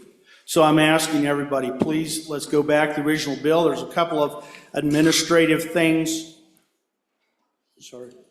Oh, there's a couple of administrative things I think could be tweaked to clean up some of the administration of it, to make it better, but I would ask that on and against this amendment in favor of us going back, cleaning up those administrative things, giving the additional relief along with at least 2 years in this bill in terms of relief. Thank you. Representative Heiner. Thank you, Mr. Chairman. During lunch, down there, they had a big screen where you could actually look at your individual district, house district, and it had demographics of that district. One of them was home prices, average home prices, and the 3 counties that I represent, the one county had the average home price of $180,000. Another county was a little over $200,000, and then the third county was it was $280,000 average home price. This amendment extends that exemption up to $3 million. So the question is this being heavily weighted to one part of the state?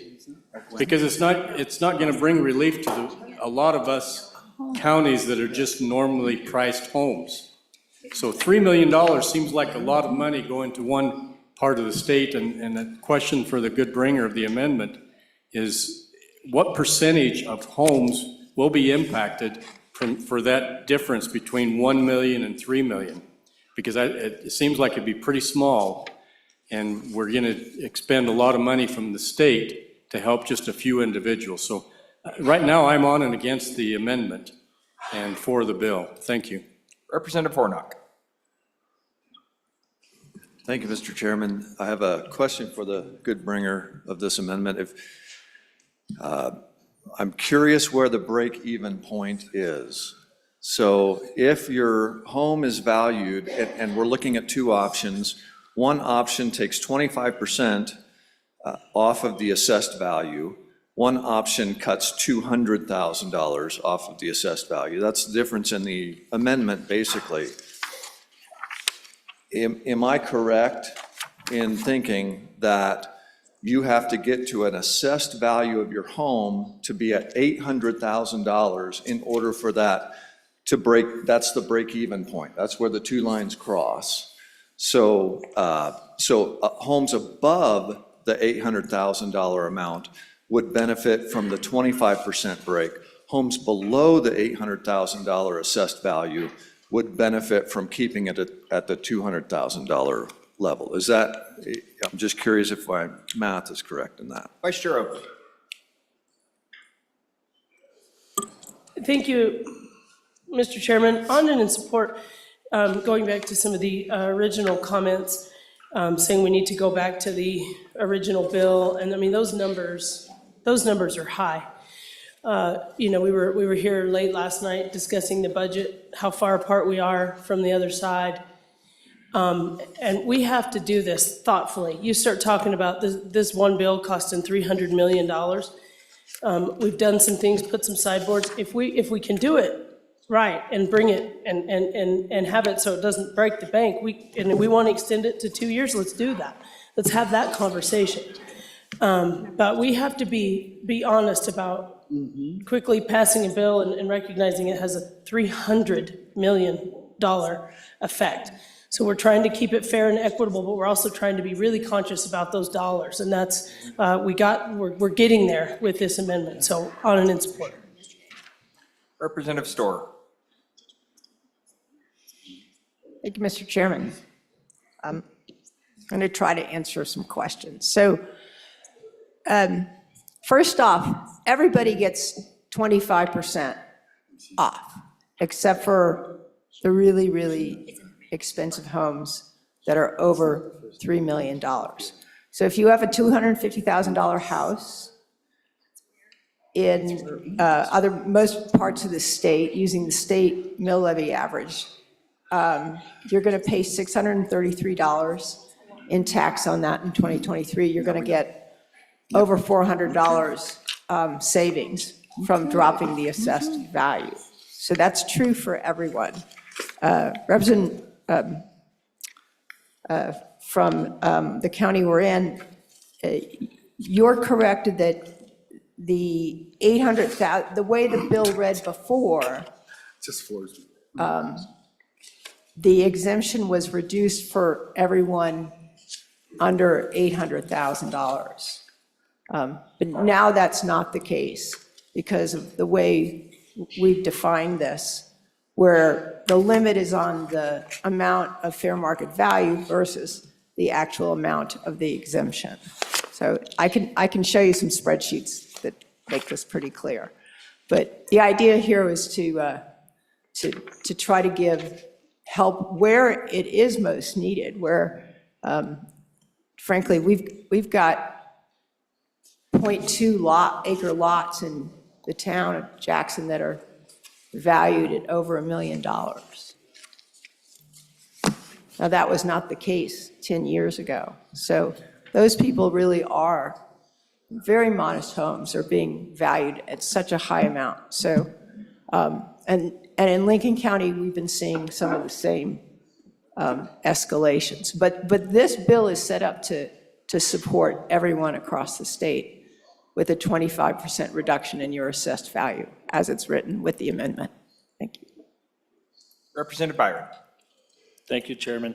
On and for this amendment body, I want to urge you and tell you to remember a county that was just mentioned that is south of Hoback Junction and the north end of my district. You know, you have folks there that are hardworking folks that bought their houses for $200,000. The market, the free market that we believe in, has driven that up to the over $1 million range. The free market did that. So I think it's really appropriate. It's the policy question. Do we want fair across the board, or do we want to pick winners and losers? And certainly that $3 million limit that has been put into this bill through this amendment, or maybe put in, does do that a little bit. But above that threshold is not who we're targeting. Those are not the people we're getting emails from. The people we're getting emails from, as the good representative from the middle of the state always mentions, is that person that built their home with their own hands. That happened in your county, that happened in my county, and they're being forced to leave. This is one of the main issues we were brought here for, and I think we need to make a serious decision here. Do you want it fair and equal across all the whole state, or do you want to target? And do you want to pick on them? Because folks in my district who bought their houses for double digits are now, triple, quadruple the value, and that's just because they wanted to go to bed each night and contribute to the communities. So, on and for the amendment, I think it's really worth thinking about, do we want to pick and choose and point and pull and prod, or do we want to just call it a percentage, see how it goes through this first initial year, and make a decision from there? Mr. Speaker of the House. Mr. Chairman, thank you. On in support of the amendment, I think we can debate whether we go to a dollar figure or a percentage figure in a later rounds, later readings. But I think what's important is we want to get a one-time bump. We don't want to stretch the bank too far. And I think this amendment does that, while the original bill, frankly, has a challenging price tag. And actually, it's got some weird aspects about it as well. What's good about this amendment and the bill, if it is to be brought forward after this amendment, is it's really clean. It's 1 year, it's percentage. If we want to have that debate on a dollar amount versus a percentage amount, let's do that on a second or third reading. So on in support of the amendment. Chairman Newsom. Thank you, Mr. Chairman. On and in support of this amendment, I think the most important piece for me is that it includes every single family home, including those homes that are rentals. So the people that have not been represented in this, many of us own rental homes. And I know in our case, we take all the expenses that go into the rental home and determine the rent. And so with the relief of property tax, I don't foresee huge decreases in rent, but I also don't see huge increases in rent, which is what we've had in my community in the last 3 years, driven by property tax. So what I see here is in this particular amendment, then we can catch those people that are renting. And those are probably the people that are most in need of relief at this point. So on and for the amendment. Committee, I told you we were gonna talk a lot. We're going on 20 minutes on this bill. No rush. If we want to keep talking, let's go ahead. Representative Locke. Thank you, Mr. Chairman. The one thing I'd like this body to resist is the fact that this is a big expense, and it was a big number coming over from the Senate. I realize it is a big number. At the end of the day, I want you to think what this number represents. This number, this big number, it represents leaving some additional money in our people's pockets. People have paid these taxes, okay? That sounds like some want you to believe that's a stretch for us. I disagree. I think it's the right answer, and I want you to resist that. Again, I'm on and against the amendment. Thank you. Chairman Harshman, you want to try bringing us home?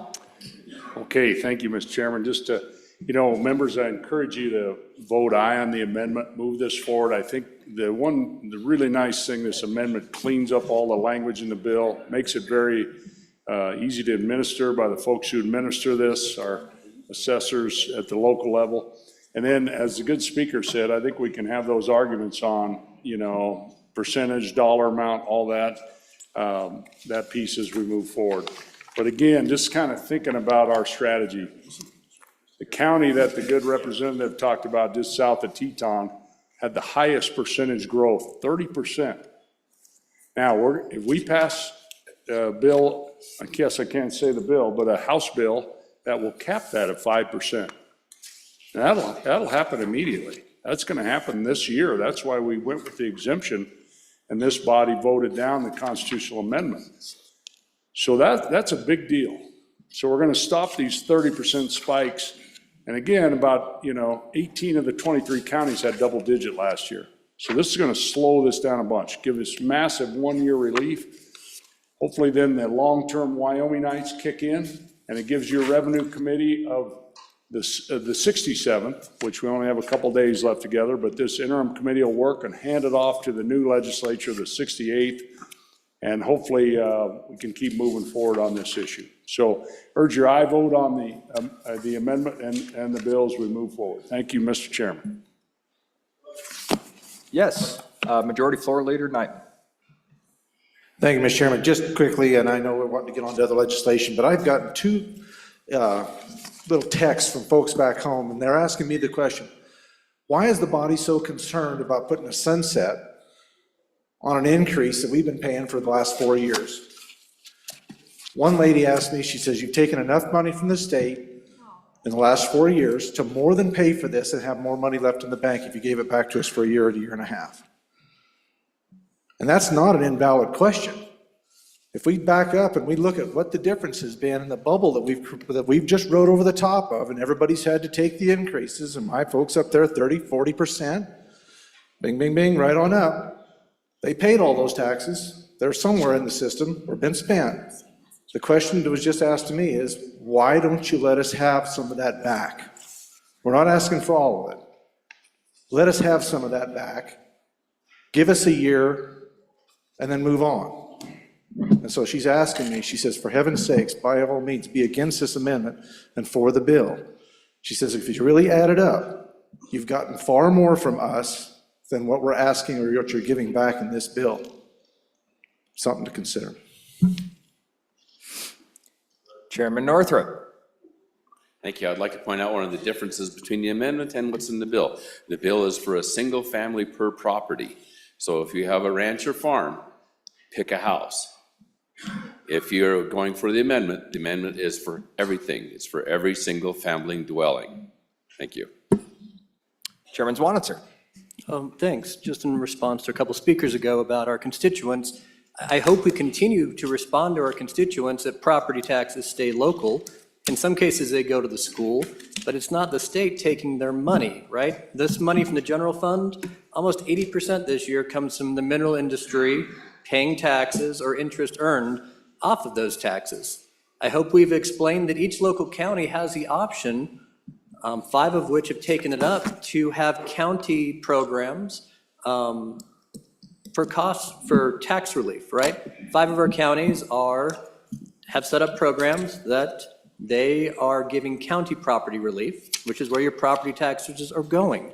And so I continue to hear this from some people, that there's this belief that all of these property taxes people are paying are somehow ending up in the state.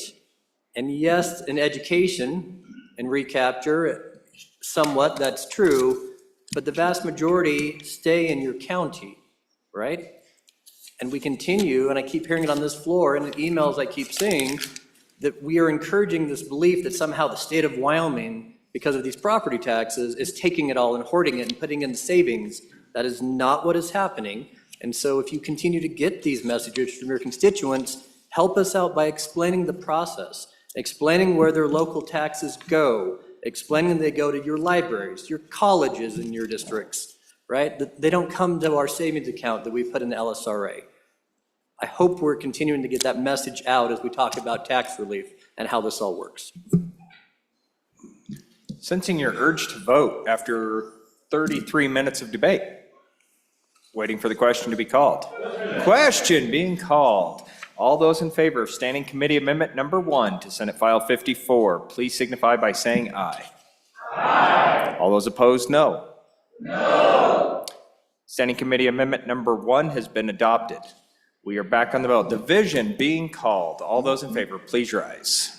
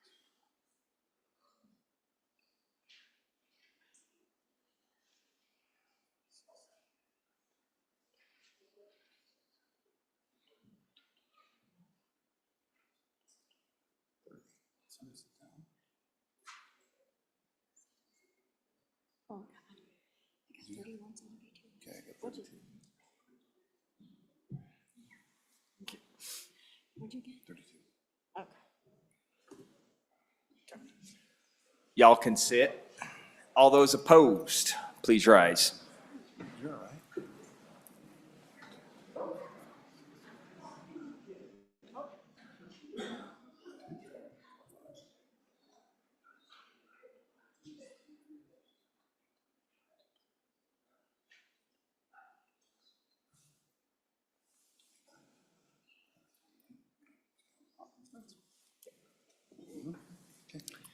Standing Committee Amendment Number 1 has passed on a 32-28 vote. We are back on the bill. Any discussion on the bill?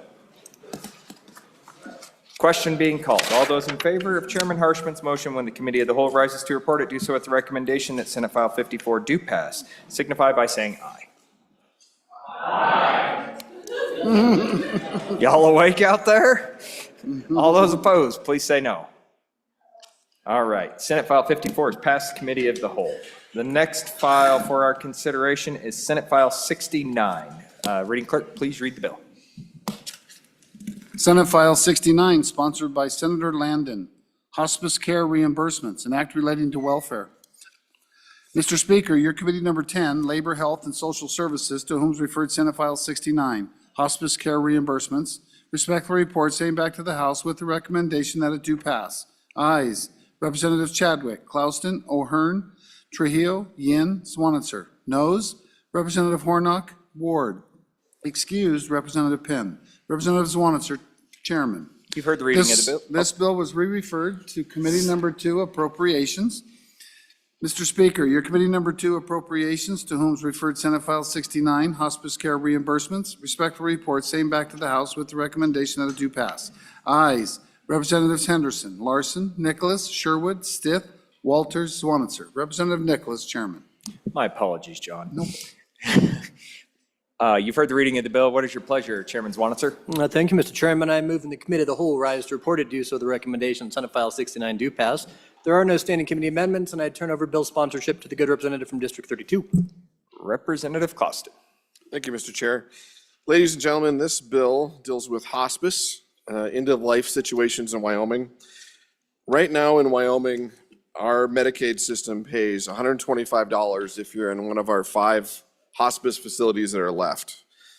If at the end of life you're in a nursing home, we pay $250. So for room and board. So what this is doing is trying to put on equal playing ground if you're in a hospice facility versus a nursing home. The reason this is important is, our hospice facilities have certified staff, physicians, caretakers, nurses that are trained in end-of-life issues. It's a dignified place. It's a very caring place to have our end-of-life for our population. Last year, 2,400 Wyomingites received hospice care. Some of the other things we learned in testimony that I was not aware of, 70% of all Medicare dollars are spent at the end of life. So you think about this, if someone goes to a hospice house and they're being taken care of there, that staff is there for them.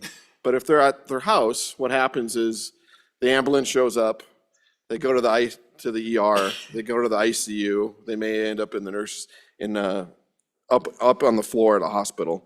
And this actually extends, the job of those hospitals then is to extend that life. We have more testing, more procedures done. And what the studies show us is it gains those people about 2 weeks of life in the hospital. So again, with this bill, what we're trying to do, give these people another place to go to end their life in a caring facility where these people are specially trained. If they go to the nursing home, our nursing home people are there to take care of people. They have all kinds of jobs, but they're not really trained in this very special area for our people. So I'm asking you to support this vote to make the payment equal, whether someone's life ends in a nursing home or they get to receive that care in the specialized hospice area. Thank you. Representative Ward. Thank you, Mr. Chairman. I was a no on this vote on this bill in committee, and the reason is that it incrementally expands Medicaid. I urge a no vote. Any other discussion? Vice Chair O'Hearn. I'm on that committee. I voted aye because it saves the state money in the long run. And like our good representative in the front of the room mentioned, 70% of our dollars are spent in the last 2 weeks of your life. And we're all going to be there someday. Hope you end it in a hospice care instead of an ICU where your family is spending twice and 10 times as much money. Vote aye. Chairman Washut. Thank you, Mr. Chairman. It doesn't expand Medicaid availability. So if these folks are getting Medicaid while they're in a nursing home, they're going to get Medicaid when they go to hospice. It only changes the amount of reimbursement so the two are parallel with each other, that they're equal with each other. It's not expanding the population of people who are eligible, not at all.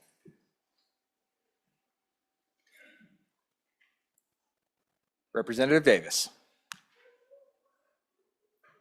Thank you, Mr. Chairman. I just have one question, having gone through this with a family member. Is this available for them to stay in their home? Is there anything to offset that? Most of them don't want to leave the home. They want to stay there, period. Representative Costin. Thank you, Mr. Chair. Medicare came out last year and said having this hospice facilities in the United States saved Medicare $3.5 billion last year. Having these hospice facilities gives them the staff and they get to remain open. They do reach out to the families in their homes. They guide them through them. They tell them what medications to do and how to treat their families if they stay in the home. So this bill simply adds the $125 a day if they're in the hospice facility. But by doing that, we're helping to keep these facilities open. We're keeping these staffs available, whether you want to stay in your home or not. Without these facilities, we lose these specialized providers. Question being called. All those in favor of Chairman Zwanenthur's motion that when the committee of the whole rises to report, it do so at the recommendation that Senate File 69 do pass, please signify by saying aye. Aye. All those opposed, no? No. Senate File 69 has passed the committee of the whole. That is a record. It only took us 7 minutes, ladies and gentlemen. Good job. Next bill for our consideration is Senate File 89. Reading clerk, please read the bill. Senate File 89, sponsored by Senator Cooper. Veterans ad valorem exemption amount, an act relating to taxation and revenue. Mr. Speaker, your committee number 8, Transportation, Highways, and Military Affairs, to whom is referred Senate File 89 engrossed, Veterans ad valorem exemption amount. Respectful report, same back to the House with the recommendation that it do pass. Ayes, Representatives Berger, Brown, Nemec, Obermueller, Smith, Wiley. Conflicts, Representatives O'Hearn, Pendergraft, Stivar. Representative Brown, Chairman. This bill was re-referred to Committee Number 2, Appropriations. Mr. Speaker, your Committee Number 2, Appropriations, to whom was referred Senate File 89 engrossed, Veterans ad valorem exemption amount, respectful report, same back to the House with the recommendation that it do pass. Ayes, Representatives Henderson, Larson, Nicholas, Sherwood, Stith, Walters, Swanitzer. Representative Nicholas, Chairman. You've heard the reading of the bill. What is your pleasure? Chairman Brown. Move that when the committee of the whole rises to report, it do so with the recommendation that Senate File 89 do pass.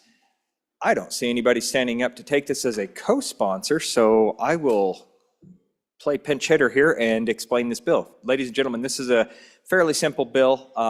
Back in 2007 was the last time that this particular exemption was adjusted. What this is the veterans exemption on your homes. Actually, it's just a property tax, so it can be used on vehicles as well. Currently, that exemption roughly ranges at about $90 in a given year on a family home. This is doubling that exemption and providing $6,000 worth of coverage. So that'll take that exemption up to about $180. There is an appropriation on it, as you'll see, that takes the general appropriation out of this account to make our counties whole, up to roughly $11 million. I believe, I'm going to make sure again because I'm playing, yep, $11.5 million to make our counties whole. So this is just another one of those proverbial horses in the race, as our Chairman of Revenue would say. And with that, I'll stand for any questions. Any discussion on Senate File 89? Seeing none and question being called. All those in favor of when the Committee of the Whole rise to report to do so, the recommendation of Chairman Brown's on Senate File 89, please say aye. Aye. Opposed, say no. Senate File 89 has passed, Committee of the Whole. The next bill for our consideration is Senate File 100. Senate File 13. Reading clerk will read the bill.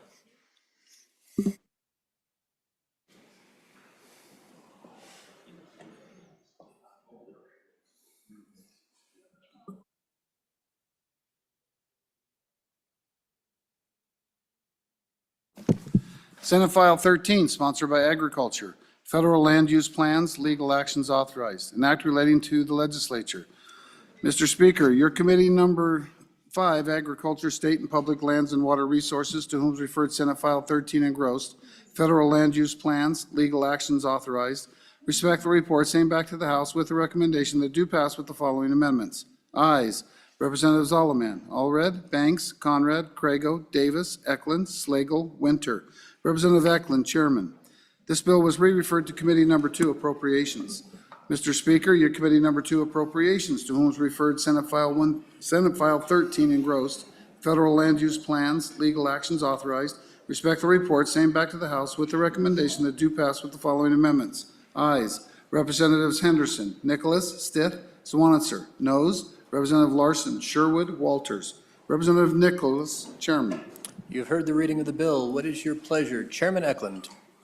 Mr. Chairman, I move that when the Committee of the Whole rises to report, it do so with the recommendation that Senate File 13 do pass. There is a standing committee amendment that I'll move. I would move Standing Committee Amendment Number 1 to Senate File 13. And I'm going to turn the explanation of the bill and the amendment over to our colleague from the banks of the Little Snake River. Representative Davis.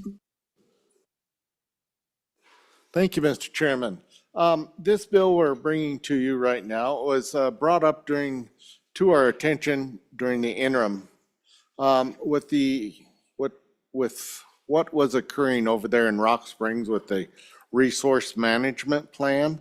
It was felt by the committee to try and tackle that. And what this bill does is addresses, gives standing, and authorizes the ability to borrow $50 million to fight against the federal government if the legislature would choose to go down that path. And it seems to be a good bill. I think it would give us the ability to push back against the federal government in not only this instance, but maybe the other ones that are coming at us. I would urge resistance to the Standing Committee Amendment number 1 on this bill. After more thought and everything, we'd like to keep the bill as it sits currently. And with that, I would take any questions. Representative Banks. Mr. Chairman, thank you. Clarification, we are on the Standing Committee Amendment. That is correct. Okay, thank you. I would ask you to resist this amendment. Body, the Rock Springs Management, the RMP in the southern part of the state is a direct threat to the state of Wyoming. This part of this language that is trying to be removed through this amendment is a bold declaration that we stand firmly behind the people of Wyoming. The RMP is a bold declaration that they frankly don't care about the people of Wyoming. We have to be bold in our resistance to that, and this language does that. This declares to our people that we're behind them, that we're unwilling to be strong-armed by the federal government, and this situation requires that we show the feds that we are serious about this. I ask that we keep this language in the bill, resist the amendment, so that we show our people that we're behind them, that we're against the feds strong-arming us, and this language does that. And this language really is the intent of the bill, and so I would urge a no vote on the Standing Committee Amendment. Any further discussion on the Standing Committee Amendment? Seeing none, and I'm just going to go ahead and call question myself. Question being called on Standing Committee Amendment number 1. All those in favor, please say aye. Aye. All those opposed, no. Standing Committee Amendment number 1 has not been adopted. We are on Standing Committee Amendment number 2. Representative Walters. Thank you, Mr. Chairman. I move Standing Committee Amendment number 2 to Senate File 13 and ask for your favorable consideration. And members, this comes in on page 4, line 5. There is a $50 million appropriation for these activities in this bill.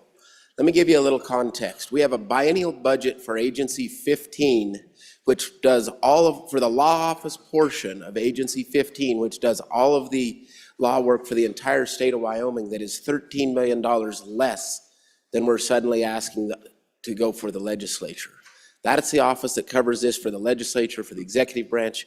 That's the office that should be covering this to begin with. So what your good committee number 2 did is we said, okay, if we're going to do this, we'll put in $5,000, which seems awfully low, but think about this. This is enough to initiate what we need to learn about. We're going to be doing these actions in partnership with the executive branch. This is not going to be stuff that this legislative body is going to be taking on and handling, bearing the brunt of 100% of the activity. So we can share these expenses with an agency that we're already appropriating funds towards that carry on law or legal activities. You know, the attorneys that we house draft our bills. These aren't folks that are in the operations of presenting legal defenses and things like that. So we're going to have to hire outside counsel to do the things in this bill. So what we can do is we can initiate it, and we can walk right downstairs and start to partner with our executive branch so that Wyoming speaks with one voice on these actions, and we can utilize the Agency 15, that brings these actions, and then the legislative branch doesn't have to spend $50 million. Again, that is $13 million more than the biennial budget for the agency that we currently have funding this. So the 50 million is just wildly high, and your committee number 2 thought we should at least get it in line with where we could get this kicked off. So again, on and for standing committee amendment number 2. Representative Davis. Thank you, Mr. Chairman. I'm not even sure if for $5,000 we could get a good country lawyer on retainage. So this is just to look at to look at allowing us to borrow up to that amount. You know, so it's not that we're tapping into it, but if things don't turn out and we need additional assistance, I think the 50 million is a good number in there that we can seek for the citizens of Wyoming here. Thank you. Representative Banks. Mr. Chairman, thank you. Yeah, just clearing up, and my good colleague there kind of alluded to it. This isn't appropriating anything. In the bill, it states we're authorizing the use of up to $50 million. And so I just asked the body to say, how important is it to fight back against things like the RMP, these federal land uses that really have a direct impact on most industries in the state of Wyoming? And so the interim committee determined that that amount was what it's going to take at this time. And that's the amount that would be authorized if we needed to take action. And so I ask you to resist the amendment. I don't think $5,000 would even buy the pen to write the brief. So let's keep it as it is. Thank you. Chairman Nicholas. Thank you. On and in favor of the amendment. So remember, ladies and gentlemen, normally we have $1 million in the FNRPA account. We've already added an extra $1 million into that, so we now have $2 million in that. We've also authorized 2 additional attorneys to perform this exact function, which is the equivalent to about another $800,000. So that's roughly $3 billion that we've already put up on the tee and knocked it down the hall, and we know it's going to pass. So on and in favor of the amendment. Majority Floor Leader Nyman. Just a quick statement for all of you to consider. I was at a gathering in Dallas, Texas, and I had 2 different senators from 2 different states that when this initially was brought in the committee, they said, you can't believe how amazing it is to see a state that is willing to put their basically behind their money where their mouth is to stand up against federal overreach. One of them was Utah, the other one was Nebraska. If nothing else, folks, that determination made by your agricultural committee inspired other states to say we need to step up to the plate and have that money teed up if it's necessary to push back against federal overreach and everything that we're seeing the federal government dump down on our states. So whatever you do with this, granted, I'd love to see this bill move ahead with or without the amendment, but just know this. Other people around this nation are watching closely what Wyoming's doing right now with the Rock Springs RMP and everything else our federal government's passing down. They're looking for leadership, and people are going to stand up and fight. That sent a message to them that Wyoming's ready to fight. So just so you know, people are watching what we do and whether we are ready to step up and fight. Any further discussion on standing committee? Yes, Representative Heiner. Thank you, Mr. Chairman. So this document that came out on the RMP down in my part of the country was 1,350 pages. And it cost them $8.6 million to put that together. They embedded in that document, in their own documentation, they said it would impact, if they went with alternative B, which they proposed, it would impact the GDP of the state of Wyoming $1 billion a year. Now, $1 billion a year, how much are we willing to put towards a fight to save $1 billion a year for the state of Wyoming? It would impact a lot in my part of the country, but in a state with, a GDP that's not, it's what, $40 billion for the whole state? $1 billion is significant. Do we want to fight? Do we want to go to that kind of a fight with $5,000? Or do we want to take a little bit more in our pocket so we can stay in the fight for as long as it takes? On and against the amendment. Thank you. Representative Walters, one other bite at the apple. Thank you, Mr. Chairman. Again, this would be for the legislative branch. Remember, we have the executive branch to also partner with us. $37 million in the law office in Agency 15 to work on these kind of things. And now we're saying we're only borrowing it, but when you look at the goldenrod, when you put this out there as a borrow, then you have to assume those dollars are committed. So that means we have just spent $50 million because you have to assume that. That's how we adjust our finances. We don't just get to magically say, oh yeah, it'll be there, but it may not be if we do that. So once it passes, we say, yes, it's been spent. Until borrowed, it's not out the door, but that's how we account for it. So this is a $50 million expenditure unless you adopt amendment number 2 that we have before you. This will kick it off. The 5,000 is plenty to get rolling and see how our executive branch is going to partner with the legislative branch in pushing back on these activities. So this is a good, reasonable amendment. Yeah, it seems dramatic, but the other side of it is awful dramatic as well. So again, on and for the amendment, please vote aye. Seeing no further discussion and question being called, all those in favor of Standing Committee Amendment number 2, please signify by saying aye. Aye. All those opposed, say no. No. Yelling louder doesn't make it any difference. Standing Committee Amendment number 2 has been adopted. We are back on the bill. Division being called. All those in favor, please rise.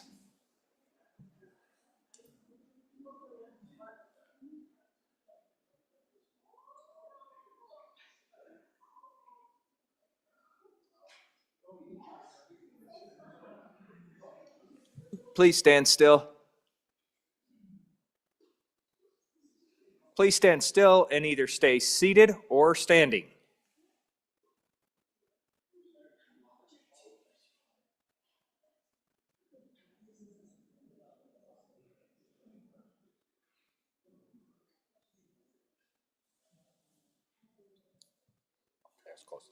Okay. All those opposed, please rise.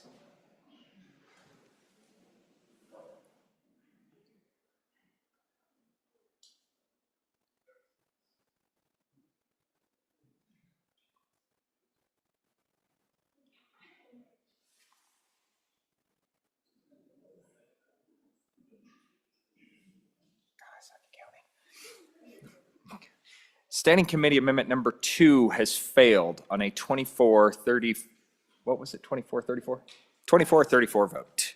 We are back on the bill. Any discussion on the bill? Chairman Zwanitzer. I mean, I think we should have some debate that says the legislative branch can just initiate lawsuits. And what happens if our executive branch initiates, a lawsuit on a similar vein, but not the same vein? I mean, we're going to hire private contract attorneys while the AG is on a separate plane? I just don't think it's quite constitutional for the state of Wyoming legislature to say what we deem federal actions are constitutional or not. That's generally what I teach in the first week of political science.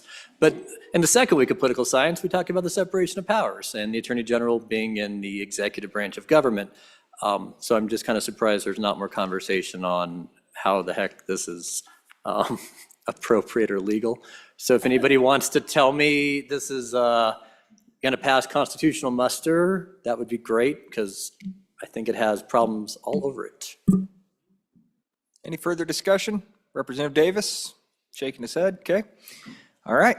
Call for the question. Question being called. All those in favor of Chairman Eklund's motion that when the Committee of the Whole rises to report it, do so with the recommendation that Senate File 13 do pass, please signify by saying aye. Aye. All those opposed, please say no. No. Senate File 13 has passed Committee of the Whole. Next bill for our consideration is Senate File 132. The reading clerk will please read the bill. Senate File 132, sponsored by Senator Cole. American Rescue Plan Act Appropriations Amendments 4, an act relating to the emergency expenses of government. Mr. Speaker, your committee number 2, Appropriations, to whom is referred Senate File 132 engrossed. American Rescue Plan Act Appropriations Amendments 4. Respectfully report, same back to the House with the recommendation that do pass with the following amendments. Ayes, Representatives Henderson, Larson, Nicholas, Sherwood, Stith, Walters, Swanitzer. Representative Nicholas, Chairman. You have heard the reading of the bill. What is your pleasure, Chairman Nicholas?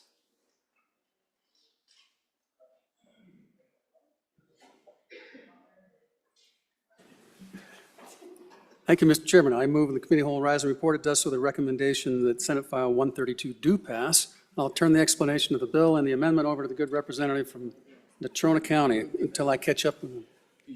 Mr. Chairman, would you mind moving that amendment? I'll move that amendment. You want to do that properly for me, Mr. Chairman? I would move second reading of the first meeting amendment. It's standing committee amendment. Standing meeting amendment number 1 to Senate File 132 and ask for your aye consideration. Thank you, Mr. Chairman. And Representative Walters. Thank you, Mr. Chairman. On Standing Committee Amendment number 1, we come in on page 23 and we delete, or 24, and we delete giving the inflationary component of this bill priority over other sections in the bill. Then we move down on page 24 and we again remove the priority language. So this bill, friends, is the ARPA bill, and it has basically 5 or 6 categories of areas we'd like to see the remaining ARPA funds spent. And so the first 2, the way it was drafted, gave those 2 priority over everything else. And what we did is we said, we're just going to create this list to give the governor maximum flexibility so that at the end of this year, we don't send any of these dollars back. And so by removing that prioritization, then it just says of this list, which it's inflation, it's money back to refill the water accounts, as we've discussed before. It's to help offset local match in projects. It's for eligible highway projects. And then also the committee added another category of mental health, and then any expenses for the budget department within the administrative branch of the government. And so, like I said, we just took the prioritization of that out just so that we have the list. And the whole goal here is to give maximum flexibility while expending these funds as we come into the deadline on when these funds have to be allocated. And so I believe that is the entirety of the amendment. And with that, I would answer any questions or call for the question on the amendment. On the amendment, Representative Heiner. Thank you, Mr. Chairman. We've talked about this bill quite a bit, or related bills, but this priorities are in there for a reason, to give a little bit of direction what the desire of our body is to the executive officer. Now, the way it's written, if they can't spend enough money in the first or second priority, it goes to the next priority. But by putting those in a prioritized list, then the focus is the ones on the top, which we feel as a body is important. And we've heard from numerous communities that are in the midst of inflationary pressure to finish their projects for water and sewer, that they need help. I've been getting emails and text messages from communities almost every day. People that they're working on these projects, and the costs have gone up, and they don't have the money to complete them. So this priority list just gives the governor or the executive officer an idea what we think are the most important, and that is infrastructure. And rather than spend the money on a new program for mental health, let's put the money to this one-time money to infrastructure where our communities are desperately in need right now. We've heard that numerous times throughout these 3-4 weeks that we've been together, that our communities need help with infrastructure. Here's an opportunity to take one-time money and put it to some of these projects and let our executive officer know that this is a high priority for us. Just saying, oh, go ahead and spend the money wherever you feel is right, I think we can give some direction there what we would like. So I'm for and against this amendment and urge you to vote no on that.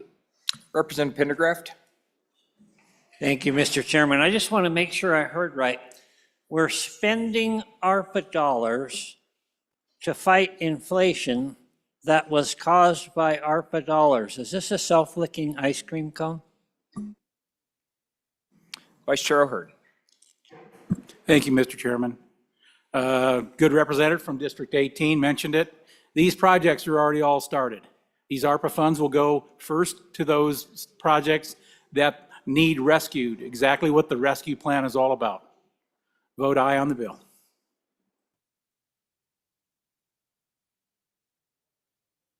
Representative Walters.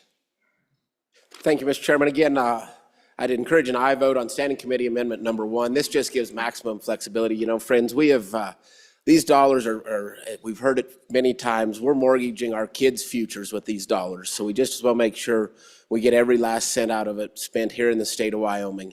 And without giving the governor maximum, or the chief executive, excuse me, maximum flexibility to get these dollars spent here in Wyoming, we will end up sending some back to where it came from. And there will be no savings to our kids or to us. It'll just be lost opportunity. And so the whole goal here is just to simply give as much flexibility so we can get as much of this spent in our great state. So please vote aye on Standing Committee Amendment number 1. Representative Warnock, did you want to talk on the amendment? Thank you, Mr. Chairman. Just looking through, I was trying to find a definition of what the mental health programs kind of entail. There's a lot of good definitions about other spending in the ARPA dollars that go to infrastructure and other things, but is there a definition somewhere about what mental health programs we're going to prioritize with this? Vice Chair Larson.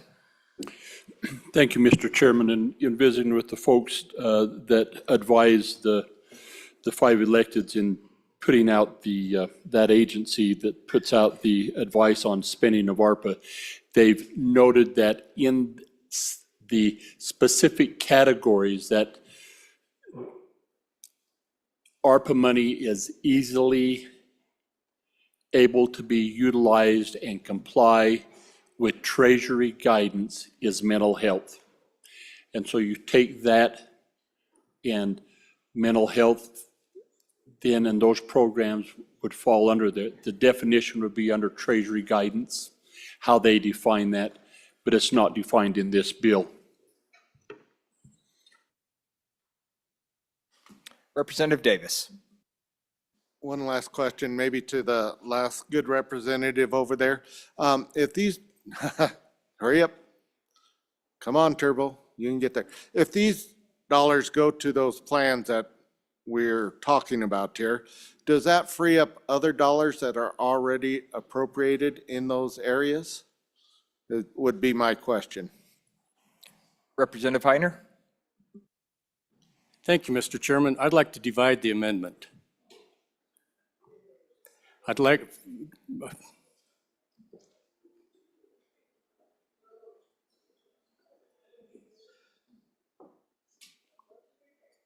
And what is your divisions? Division 1 would be lines 1 through 9. Oh, I'm sorry, 1 through 10. No, 1 through 9. Division 1 would be lines 1 through 9. Division 2 would be lines 10 through 14. Okay, let me take a look at the bill.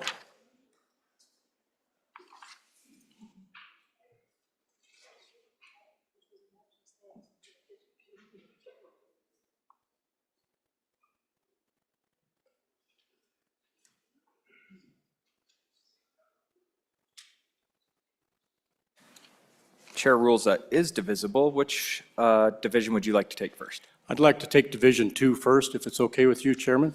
Absolutely. On Division 2, Representative Heiner. So Division 2, what it does is adds another program to the list that came from the other side. It's for eligible mental health programs. We've heard that we need to use some of these funds for infrastructure to help our communities and not stand up another pilot program that will cost us in years to come. We have many programs right now that we're working on mental health, and I agree mental health is an issue, but let's not use one-time money for mental health at this time when we can use that for infrastructure instead. So I urge a no vote on Division 2. Any further discussion on Division 2? Vice Chairman Larson?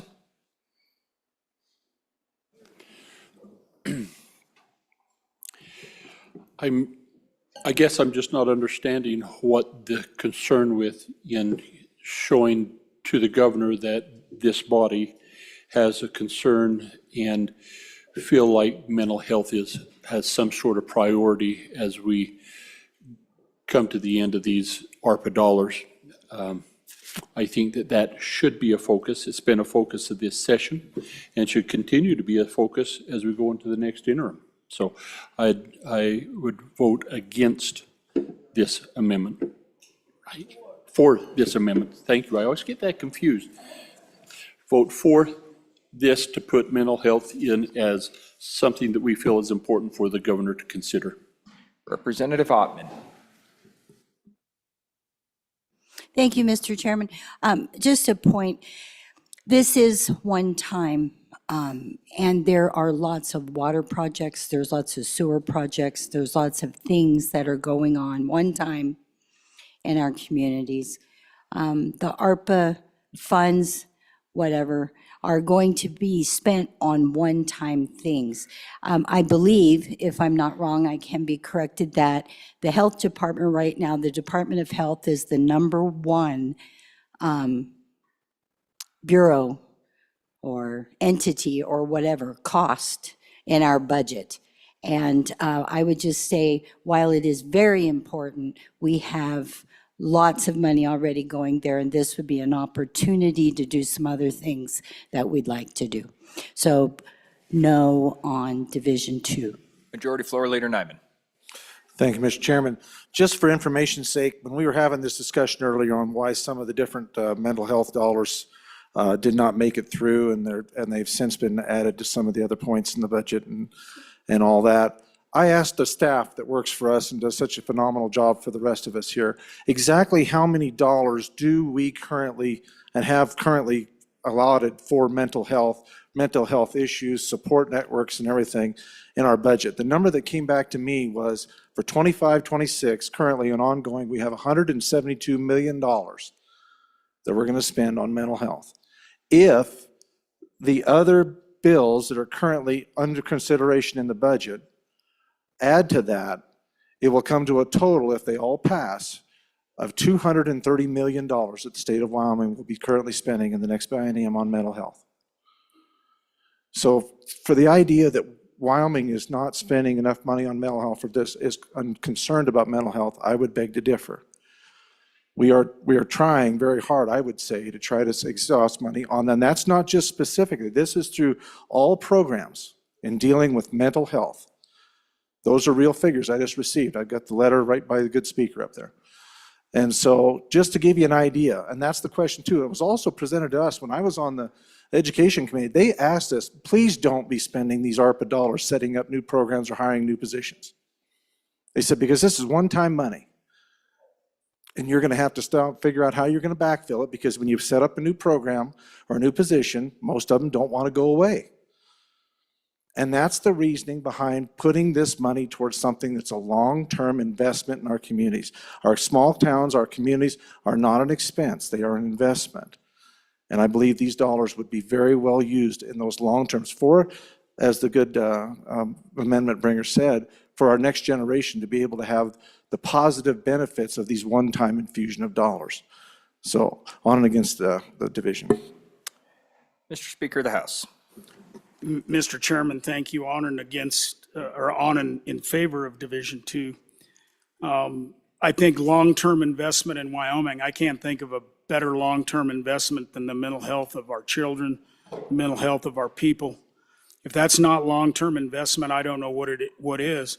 Currently in my school districts, they use some one-time ARPA dollars to try to plug holes, to provide services for kids that are wanting to commit suicide.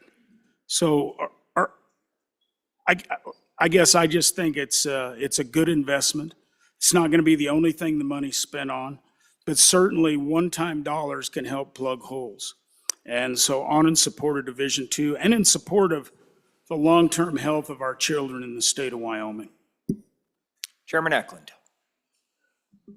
Mr. Chairman, I guess what I'd like to call attention to the body is that we've had discussions on using these ARPA funds for infrastructure long-term deals. This happened last year, and on principle, part of the money was rejected, and I know of one project that's about $20 million short of what they need to be because of the principle that we just don't want to do this.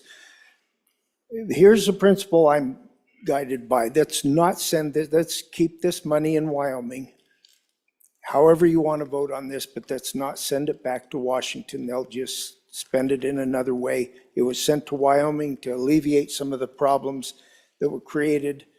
I hate that we shut down and the economy was so damaged that inflation went skyrocketing and all of the trouble that happened. I hate that. But let's make sure that our people in Wyoming are taken care of in some way. Let's don't just keep rejecting things on principle. Be sure you're focused on taking care of Wyoming people. Representative Bear. Thank you, Mr. Chairman.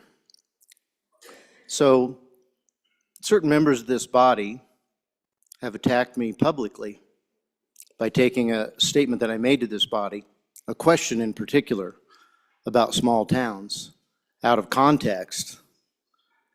And I just want to say that here we have an opportunity by being opposed to this division to help small towns, something I'm very much for.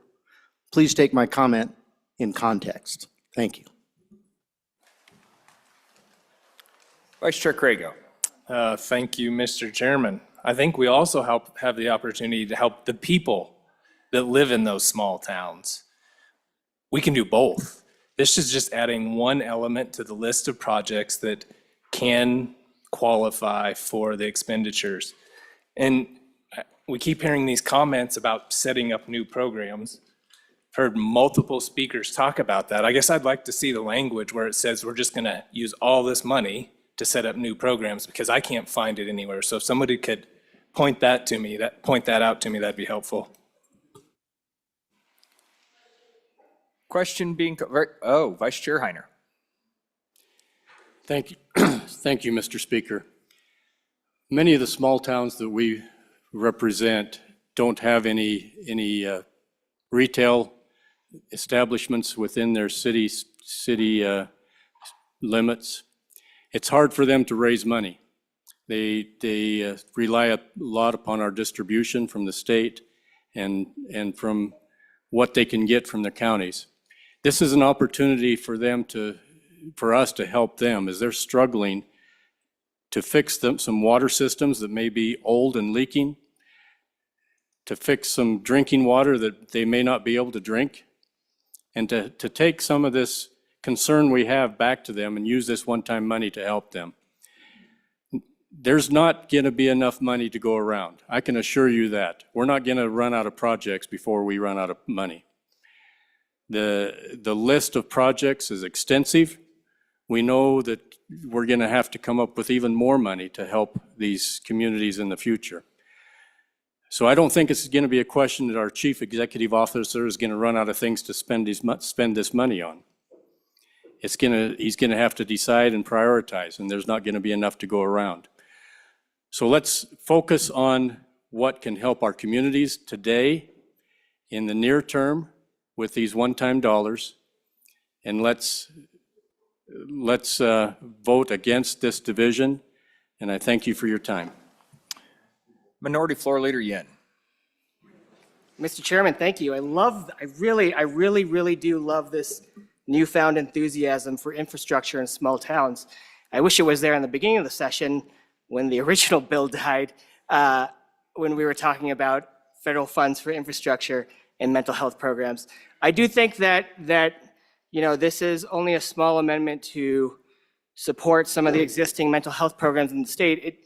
It was more specific in the original bill, and I kind of wish we had that original bill to work on, but unfortunately, again, it was voted down. But I think this is a chance for us to support, in the bill in total, plus the amendment, both the people in those small towns and the infrastructure itself. So again, aye on the amendment. Thank you, Mr. Chairman. Committee, I'm going to urge us to stay back on this amendment. Representative Davis. One last final comment. on No, it, you're plenty fine. Mr. Chairman, I think the one thing that we're missing here is there's a time frame that is involved, you know? I've listened to many a conversation over this, and getting these funds out to these projects in these small communities and everything like that, there's a timing. Can we get that done? And I'm not sure, and maybe the good bringer of the amendment could explain some of that for us. Go to Representative Clauston. Thank you, Mr. Chairman. I'm just going to bring up on the amendment. This is just another thing that the governor or chief executive could spend money on. We're not mandating that he does. There may be a facility that needs some funds that we've already appropriated to, or we have up and running, that they could use some of these funds for repair. This is just another option of something he could use one-time dollars to maybe help out a program that in our small communities don't have the funds to maintain at this point. To anyone who hasn't changed their mind, we have Representative Larson up next.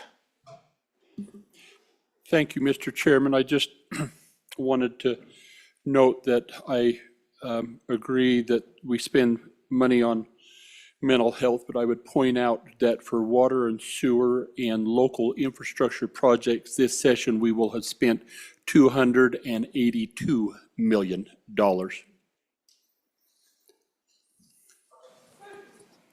Seeing no further discussion and question being called, all those in favor of Standing Committee Amendment Number 1, Division 2, please signify by saying aye.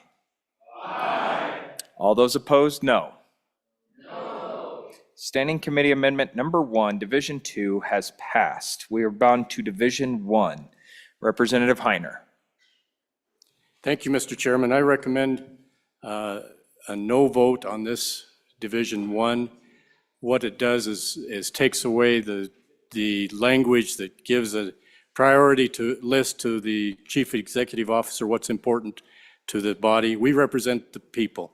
They call this the people's house.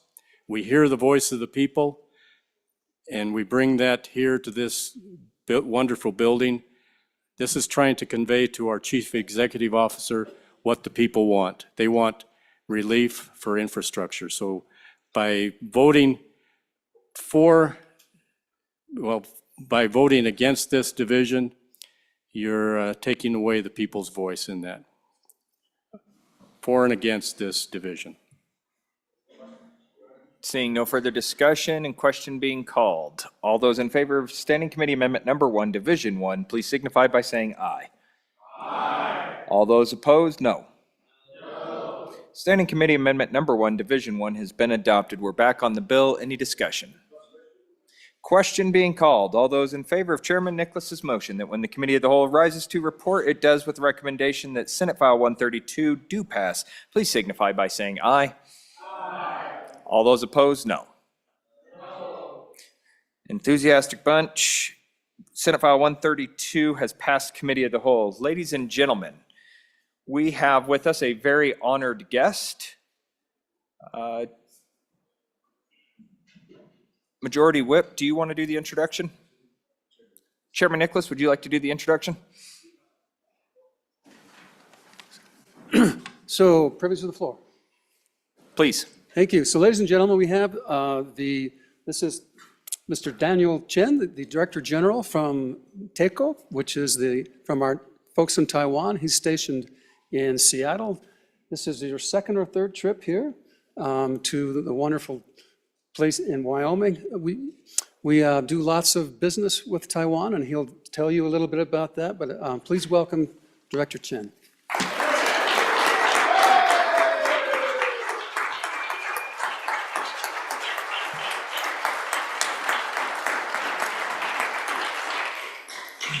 Yeah, what an honor. Honorable Speaker Summers and honorable representatives, Mr. Chairman, ladies and gentlemen, good afternoon. So I hope my short remarks can be a short break for your business session. And let me tell you something about what's going on between Wyoming and Taiwan, and something I'm going to touch about our relations with China. So to begin with, I just want to say thank you so much for having me here to witness the resolution in support of Taiwan at these esteemed chambers. The Wyoming state legislative unwavering support always strengthened Taiwan resolve in the face of challenges posed by the Chinese Communist Party. For this, on behalf of the government and the people of Taiwan, I express my deepest gratitude for your staunch support and friendship. 2024 is a pivotal year for global democracy. From Taiwan president election in 2 months ago to the upcoming president election of the United States in November. And this year, we will witness about 40 countries having 70 major elections around the world. So I'm pleased to share with you that despite facing various kinds of China's interference, Taiwan have once again chosen a path of democracy and contributing to the global victory of democratic values. So shortly after Taiwan's president election, China induced Nauru, a Pacific island country, to sever diplomatic ties with Taiwan. And last month, China unilaterally modified the M503 flight route, impacting air traffic and endangering regional aviation safeties. So this action highlights continuous pressure, just military, diplomatic, and economic, that China exerts upon Taiwan. So let me have to show you that your resolution sends a clear message of support and truly helps Taiwan remain on the path of democracy. 2024 is also a very special year because it has significance for both Taiwan and Wyoming. This year marks the 40th anniversary of our sister state relationship, also marks the enactment of Taiwan Relation Act for the 55th anniversary. So over the 4 decades, we have achieved remarkable progress, from enjoying Wyoming great quality of beef on Taiwanese dining table to the establishment of the Wyoming Asia Pacific office in Taipei. So look beyond those achievements. There are more exciting opportunities for further cooperation in areas like a cultural exchange. We can do art residence, we can have a lot of students programs and language training.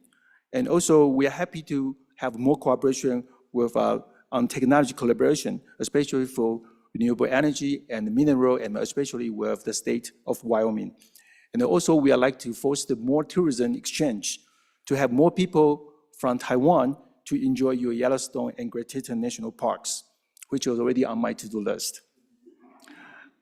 So that being said, to further explore opportunity of cooperation, this year my office, we will organize a legislative leadership delegation to visit Taiwan, and we hope that you can join us for that part. Once again, thank you for your resolute support and commitment to upholding democratic values. By continuing to strengthen our multilateral, multi-faceted relationship, we can build a brighter future for both Wyoming and Taiwan. Thank you so much.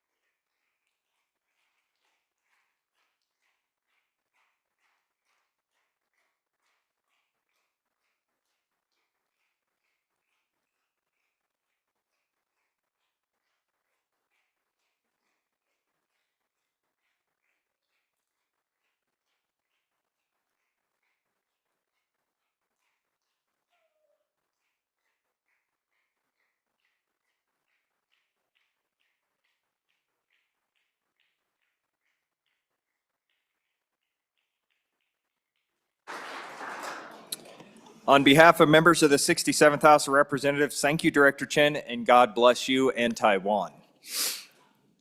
The next bill for our consideration, next file for our consideration is Senate File 86. Will the reading clerk please read the bill? Senate File 86, sponsored by Senator Kolb. School safety and security funding, an act relating to education. Mr. Speaker, your Committee Number 4 Education, to whom is referred Senate File 86, School Safety and Security Funding, respectfully report, same back to the House with the recommendation that it do pass with the following amendments. Ayes, Representatives Allred, Andrew, Berger, Brown, Clouston, Lawley, Northrup. Noes, Representative Obermuller, Representative Provenza, Representative Northrup, Chairman. This bill was re-referred to Committee Number 2 Appropriations. Mr. Speaker, your Committee Number 2 Appropriations, to whom was referred Senate File 86, School Safety and Security Funding. Respectful report, same back to the House with the recommendation that it do pass. Ayes. Representatives Henderson, Larson, Stith, Walters, Swanitzer. Noes. Representatives Nicholas, Sherwood. Representative Nicholas, Chairman. You have heard the reading of the bill. What is your pleasure, Chairman Northrup? Thank you, Mr. Chairman. I move that when the Committee of the Whole rises a report, it do so with recommendation that Senate File 86 do pass, and I further move the Standing Committee Amendment number 1 to the bill, and I will explain the amendment. So, as you see, because of course, okay, as you see, we started into this bill and we have a statute that is on page 2, which is Wyoming Statute 21-3-132C, 3 little i's, A and B. And that statute was repealed in a statute or in a bill that we worked here previously. And so we had to do some fancy little rewording. And instead we have struck that language out on line 17, 18, and down to line 19, and have instead put in by school district employees in accordance with the law. Okay, and then on page 3, we have another occurrence of Wyoming Statute 21-3-132, and in that one in particular, we struck it out and just said in accordance with the law. And then we struck on line 5, the under statute, Wyoming Statute 21-3-132. That's the first part of the amendment. The second part of the amendment was we all agreed that if you're going to put in money into safety training for guns in schools, that it's probably going to be something that most districts are going to need. How many districts are there? There's 48. This bill had $10,000 in it, $100,000.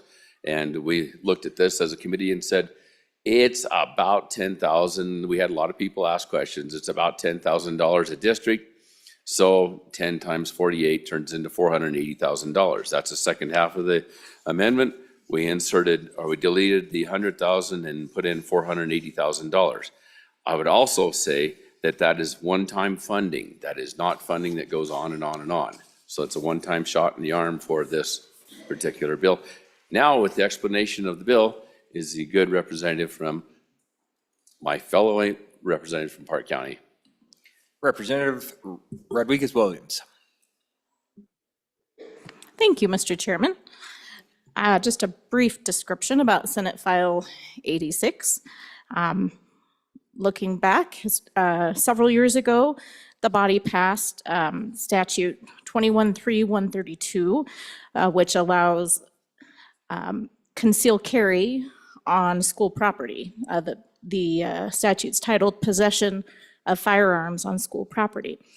And so essentially what this bill does is it creates a new statute in Title 21, and it creates an account that includes a legislative appropriation and allows any grants, gifts, donations to also be put into the account. But the account is essentially used to expend funds by the department that oversees our education. And the funding can be used to reimburse school districts for costs related to possession of firearms on school property. Some discussion was had about things such as safes and any training that's conducted for those who do conceal carry, so that we can reimburse for that. And we'll stand for any questions.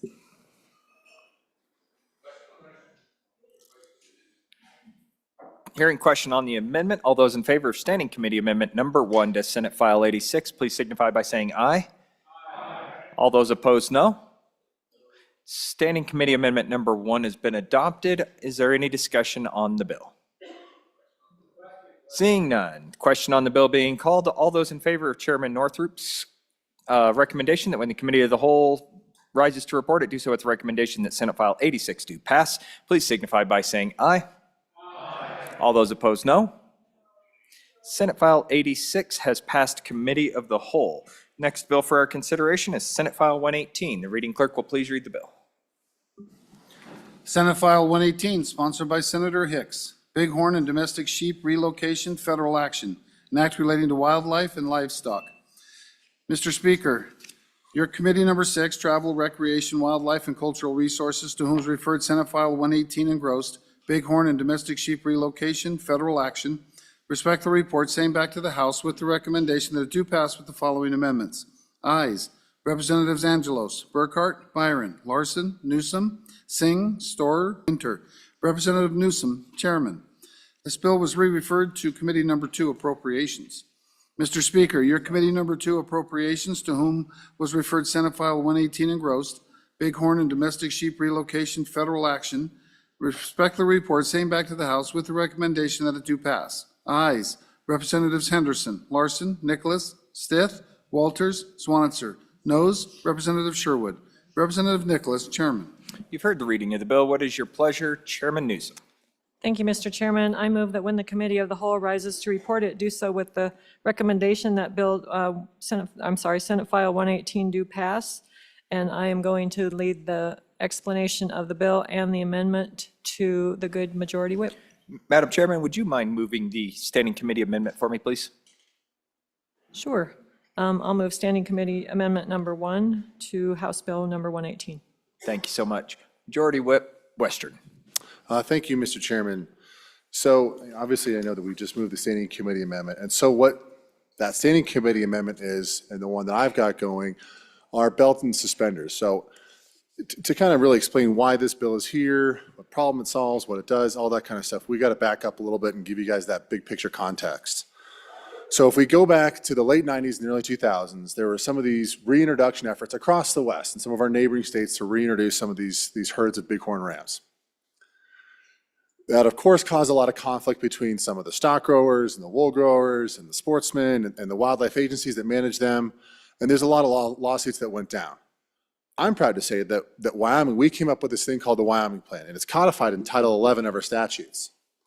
What that plan was, and kudos to some of the members of this body way back when, our Felger delegation and our department that manages wildlife, they said, let's get together and all the shareholders together, wool growers, stock growers, some of the agencies, et cetera, sportsmen, let's try to come up with a plan that we can reintroduce some of these bighorn ram herds in a way that obviously we get to reintroduce this iconic species back into Wyoming and grow their population, allow for more hunting opportunities.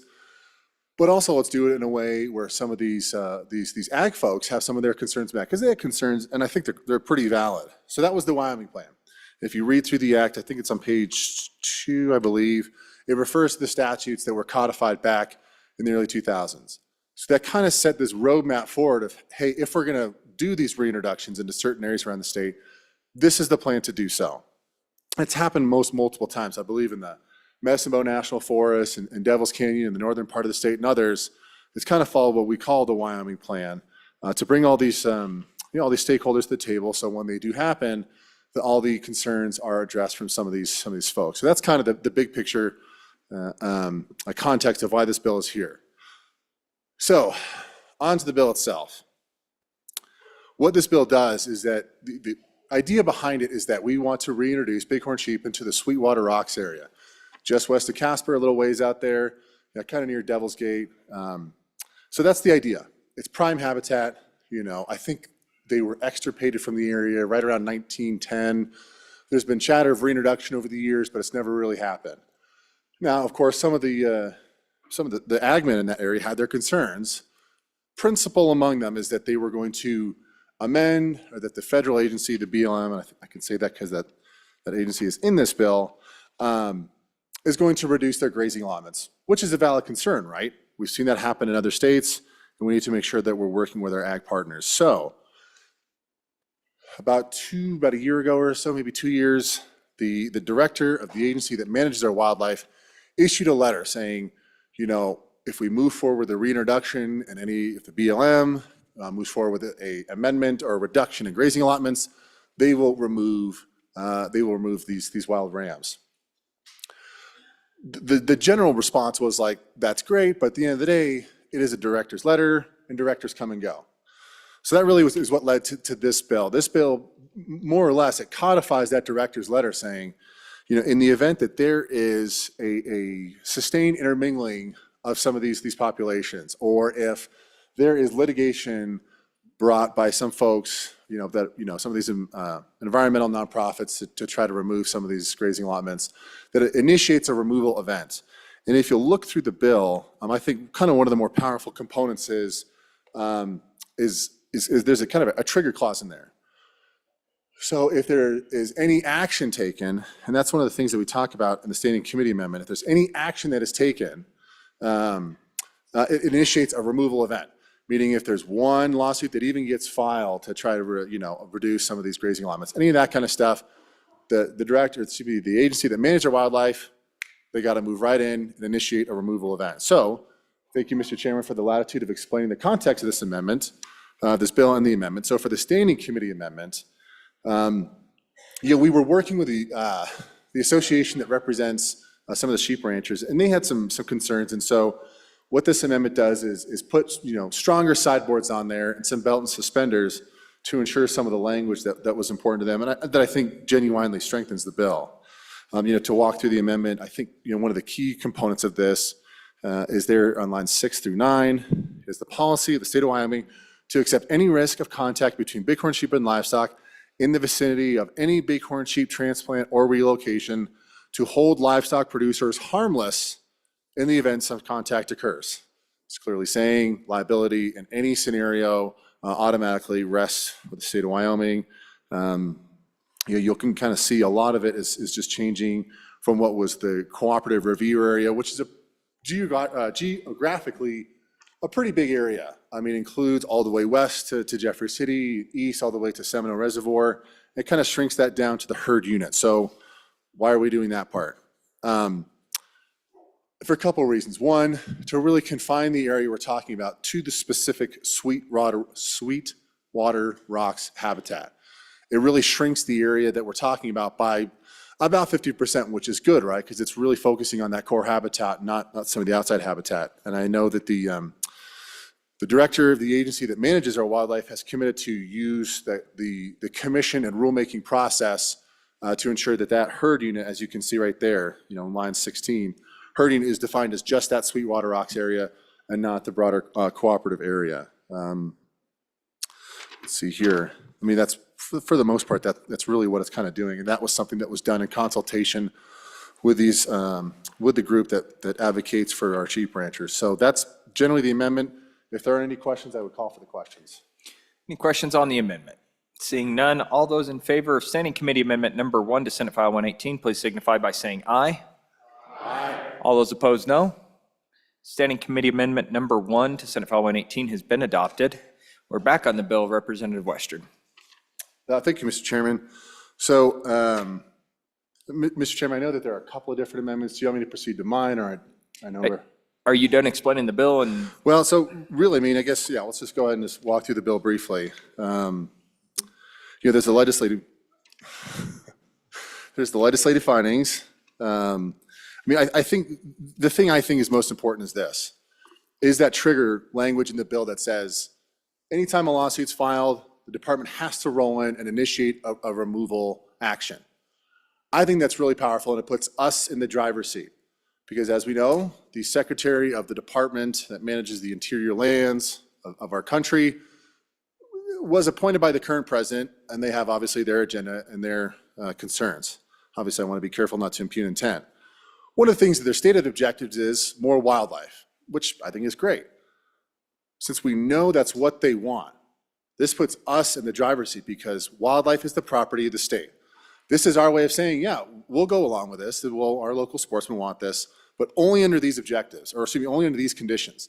And if any of these are violated, we have to remove those sheep. So I think that's the most important component of the bill. I know the hour is late, and I know we've got some other amendments, so if there's any other questions on the bill, I'll let us move to the amendments. we have Committee of the Whole Amendment Number 1. Representative Ottman, do you want to wait for the amendments, or would you like to talk on the bill as it stands right now? I just have a question for the bringer. Okay, let's go ahead and hear the question on the bill. It can apply to the bill and/or amendments. Yes, I do. Thank you, Mr. Chairman. What I would ask is, have we sought a formal opinion by the BLM or the agency that takes care of the land management and on this issue, and how are they going to react if the sheep are found on that particular bureau's land management in the place where the water is sweet, rocks. Wow.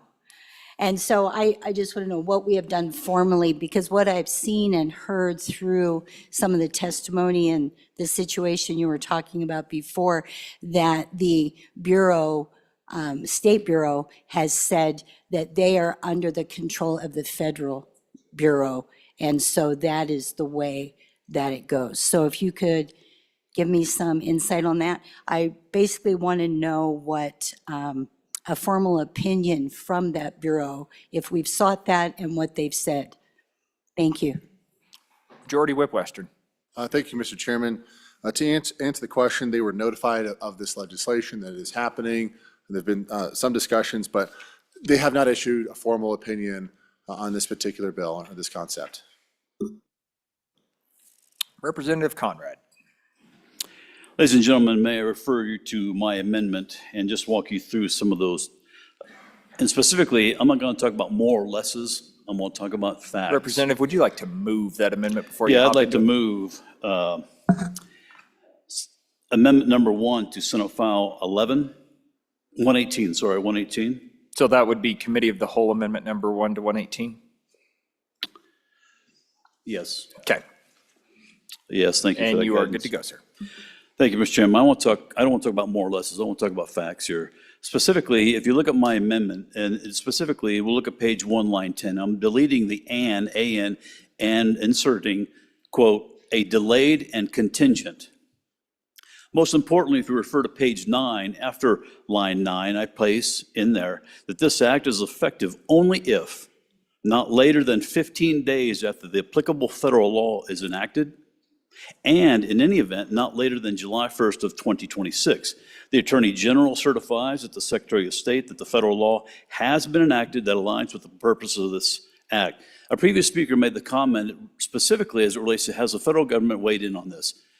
Ladies and gentlemen, I believe we're headed for a train wreck here if we don't delay this until we have federal oversight and understand, because if we don't and we implement this and put these sheep in and the federal law contradicts that, here we are in litigation again.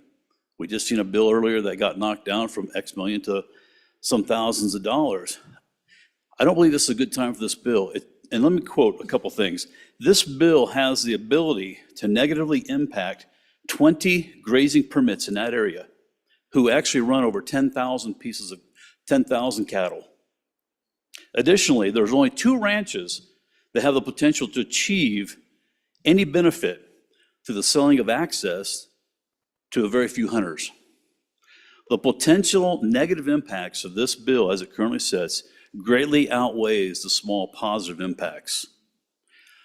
I'm not against the sheep. Sheep were introduced to my country about 30 years ago. It's been good, but there's been some challenges. Let's just not run in and start introducing things, or more importantly, agreeing to do something that maybe the federal government has oversight on or has some concerns, or more importantly, some guidances. I don't need to share it with anybody. I'm not comparing the two, but remember wolves, the introduction of wolves? I want to leave you with this quote. Point of order, Mr. Chairman. What's your point? We're getting off the amendment, germaneness. Let's stick to the amendment related to the delayed date. Fair enough, Mr. Chairman. I want to quote from just less than an hour ago. A gentleman stood at this podium. We don't know exactly what this impact will be. I think that the ID certainly has merit, but I think this idea should be an interim topic, close quote. I look for your favorable eye on this amendment to delay this. Thank you. Any discussion on Committee of the Whole Amendment number 1? Representative Penn. Thank you, Mr. Chairman. I would be in support of this amendment. I've had outreach from my constituents who have real concerns about what was just discussed, state authority versus federal authority, and the concern that if we don't have federal legislation in place to, their concern specifically is protection of the grazing impacts. If we don't have federal legislation to protect those things and guarantee those things, what's not to say that we don't have issues, we don't have lawsuits and some real problems on our hands. So on and for. Representative Davis. Thank you, Mr. Chairman. You know, if we're going to run our lives by what the federal government may or may not dictate to us, that's a big question. We've seen what is occurring over there in the greater Rock Springs area, and that's with input from all our agencies on this, and they turned a blind eye. So to expect us to get this blessing from the federal government, I don't know if that will come. I think we need to boldly go and be like Wyoming and then put these animals out there and then react, or have them react to our action would be a better for me. Thank you. Any further discussion? Majority Whip. Thank you, Mr. Chairman. Just gotta correct some inaccuracies that were said there. For one, I was talking about the selling of access. The three landowners, obviously I can't use proper names, but the three landowners have a stated policy of they don't sell access for bighorn sheep, because these are such coveted tags. They understand what a big deal it is to the sportsmen who draw these tags. They do not charge any access. They may do it for elk and deer and some of those other species, but when it comes to bighorn sheep, they do not charge access at all. And I want to repeat, what this amendment is basically saying, we're going to wait on the feds to solve our problems for us.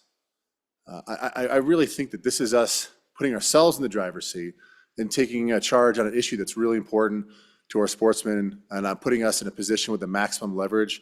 So I would encourage a no vote. Thank you. Seeing no further discussion and sensing your urge to vote, all those in favor of Committee of the Whole Amendment number 1 to Senate File 118, please signify by saying aye. Aye. All those opposed, no? No. Committee of the Whole, let me go ahead and make that call first, please. Committee of the Whole Amendment number 1 has failed.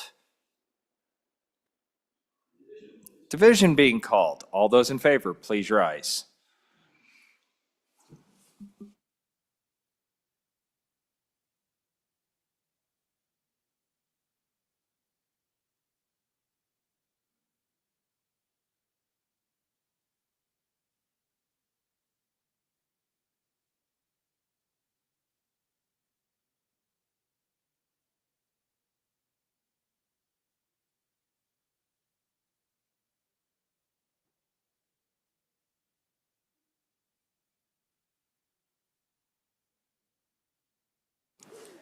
All those opposed, please sit. Or all those opposed, please rise. Yeah, I'll just stay seated. All those opposed, please rise. Actually, it will be less than 34. So, Committee of the Whole Amendment number 1 has actually been adopted. We are on to Committee of the Whole Amendment number 2. Majority Whip Western. Thank you, Mr. Chairman. So this is again some more belt and suspenders. Majority Whip, would you mind moving that amendment, please? Mr. Chairman, my apologies. I would like to move Committee of the Whole Amendment number 2 to Senate File 118 and ask for your favorable consideration. This amendment is more belt and suspenders. Over the last week or so, there was some additional language that working with some of the associations that represent the folks who raise sheep wanted in there. That's, like I said, I know the hour is late. We've already been debating this one a little while. So this was an ask of some of those folks, and I think it makes sense. It makes it a little tighter, and so I'd ask for your aye vote. Thank you. Seeing no discussion and question being called, all those in favor of Committee of the Whole Amendment number 2 to Senate File 118, all those in favor, please say aye. Aye. All those opposed, please say no. Committee of the Whole Amendment number 2 has been adopted. We're back on the bill. Seeing no discussion. Oh, Chairman Eklund. Mr. Chairman, I know the hour's a bit late, but we've been through some similar things to this. There were a couple of herds a few years, way back, that were put in a couple areas, and the habitat wasn't prime, and the herds aren't, they've struggled. And we brought bills because it jeopardized the the sheep industry, so the domestic sheep industry and the grazing permits, we brought legislation to remove these herds if there was any action taken by the federal government against these grazing permittees. And it wasn't a real easy process. It was hard to explain, and it just wasn't fun, is what I would say. And we haven't had to take any action on it, but it remains kind of a hammer that was placed there. A question I've got on this relocation, it's been described as prime habitat. How come we have to relocate sheep in here? What happened to the herd that I presume historically was there? And I want to be careful we don't put animals in an area and create a problem like we have with other synthetic, man-made wildlife actions that we tend to take.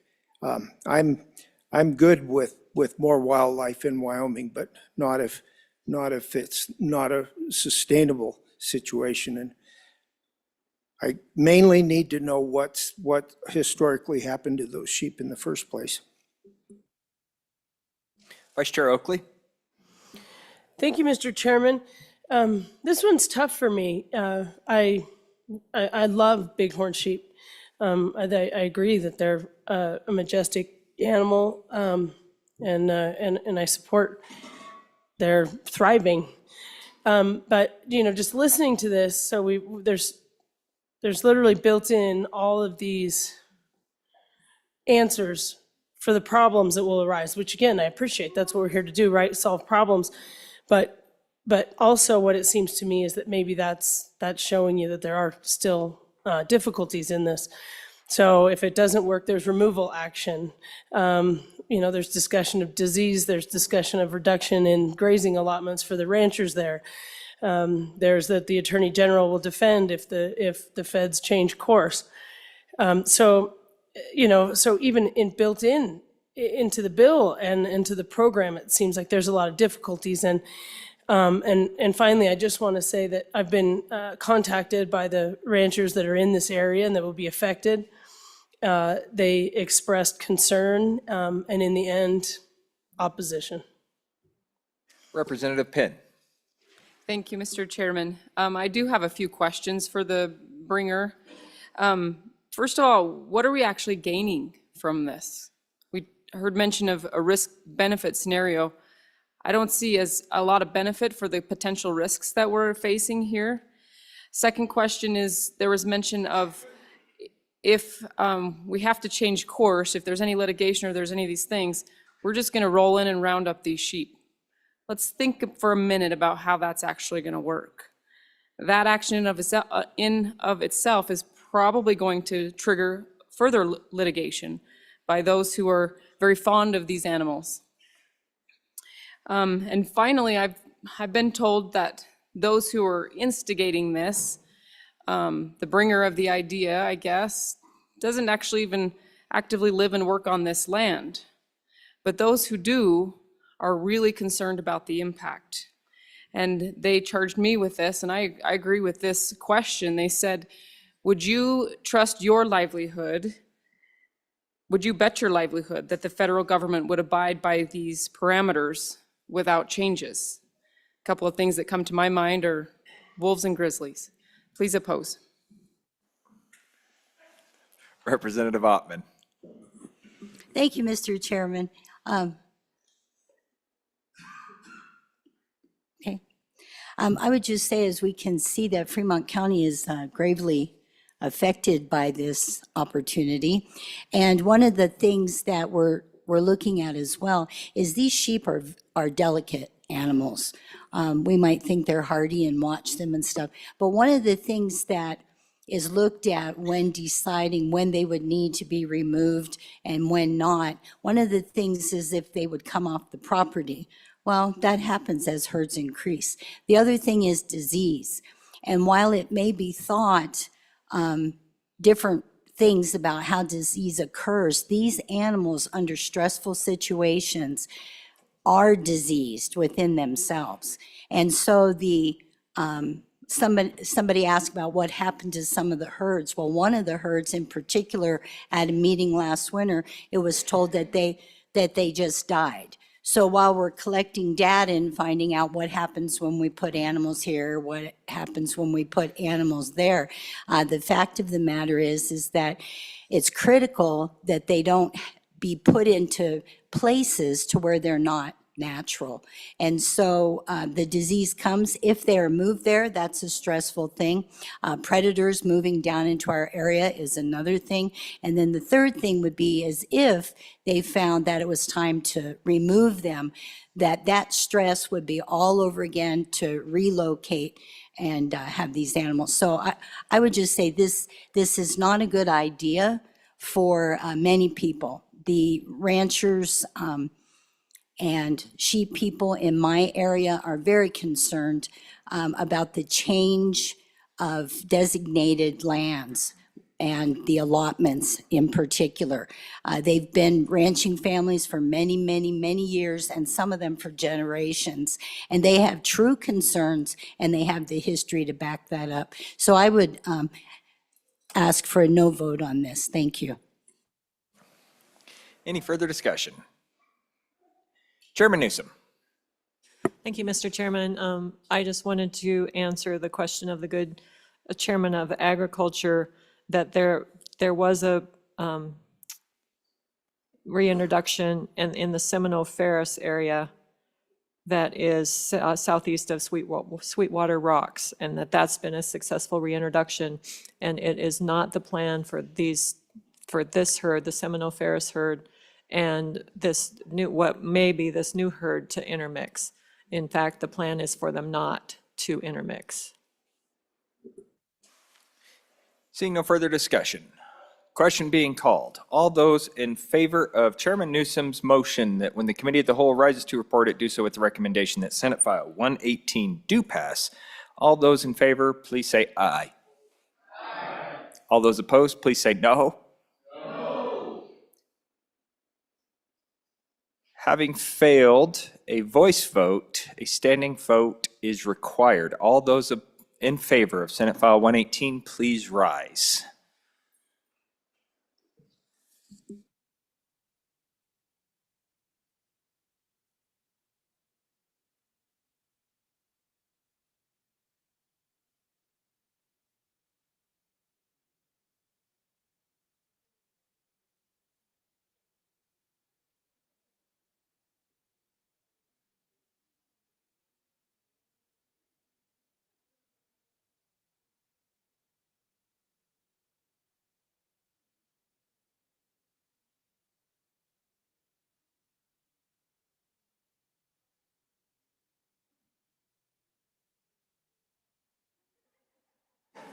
Please be seated. All those opposed, please rise.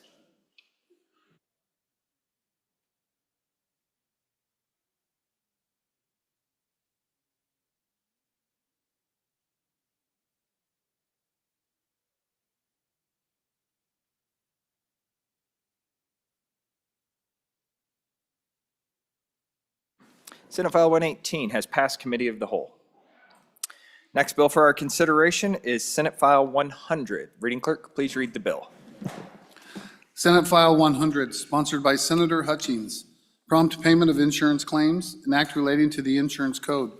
Mr. Speaker, your committee number 7, Corporations, Elections, and Political Subdivisions, to whom is referred Senate File 100 engrossed. Prompt payment of insurance claims, respectfully reports same back to the House with the recommendation that it do pass. Ayes, Representatives Chadwick, Haroldson, Harshman, Knapp, Newsom, Olson, Ottman, Wiley, Yin. Representative Olson, Chairman. You've heard the reading of the bill. What is your pleasure, Chairman Olson? Thank you. Thank you, Mr. Chairman. I move that when the Committee of the Whole rises to report, that it do so with the recommendation that Senate File 100 do pass. There are no amendments on this bill, and I will turn over the explanation to the good representative from District 6. Representative Strzok. Thank you. So this, you have heard quite a bit about these PBMs last year, and what this one will do, what happens is they're not getting paid promptly, the pharmacies. And so what this one will do is the pharmacy service must be paid within 21 to 30 days. and based on claim reception by the PBM insurer. And the good thing about this one is everyone is for this. Even the PBMs, the pharmacists, the insurers are all honestly on top of it and like it. And it'll give our pharmacies the money that they've already put out and keep them going. And we've got a lot of problems with, it doesn't matter if it's a hometown one or even your big companies, they're all dealing with the same issues. So I would really recommend an eye on this, and we can get these pharmacies paid promptly and not within, otherwise it'll be 60, 90 days. Sometimes they'll take up to a year to get paid. So an eye on this. Thank you.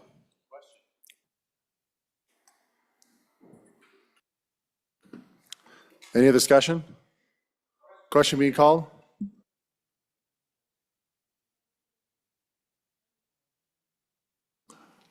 All those in favor of Chairman Olson's motion, when the committee of the whole rise to report it, do so with the motion that Senate File 100 do pass. All those in favor say aye. Aye. All those opposed say no. Senate File 100 has passed committee of the whole. The next Senate file for our consideration is Senate File 107. The reading clerk will read the bill. Senate File 107, sponsored by Senator Landon, e-cigarette and vapor material directory, an act relating to taxation and revenue.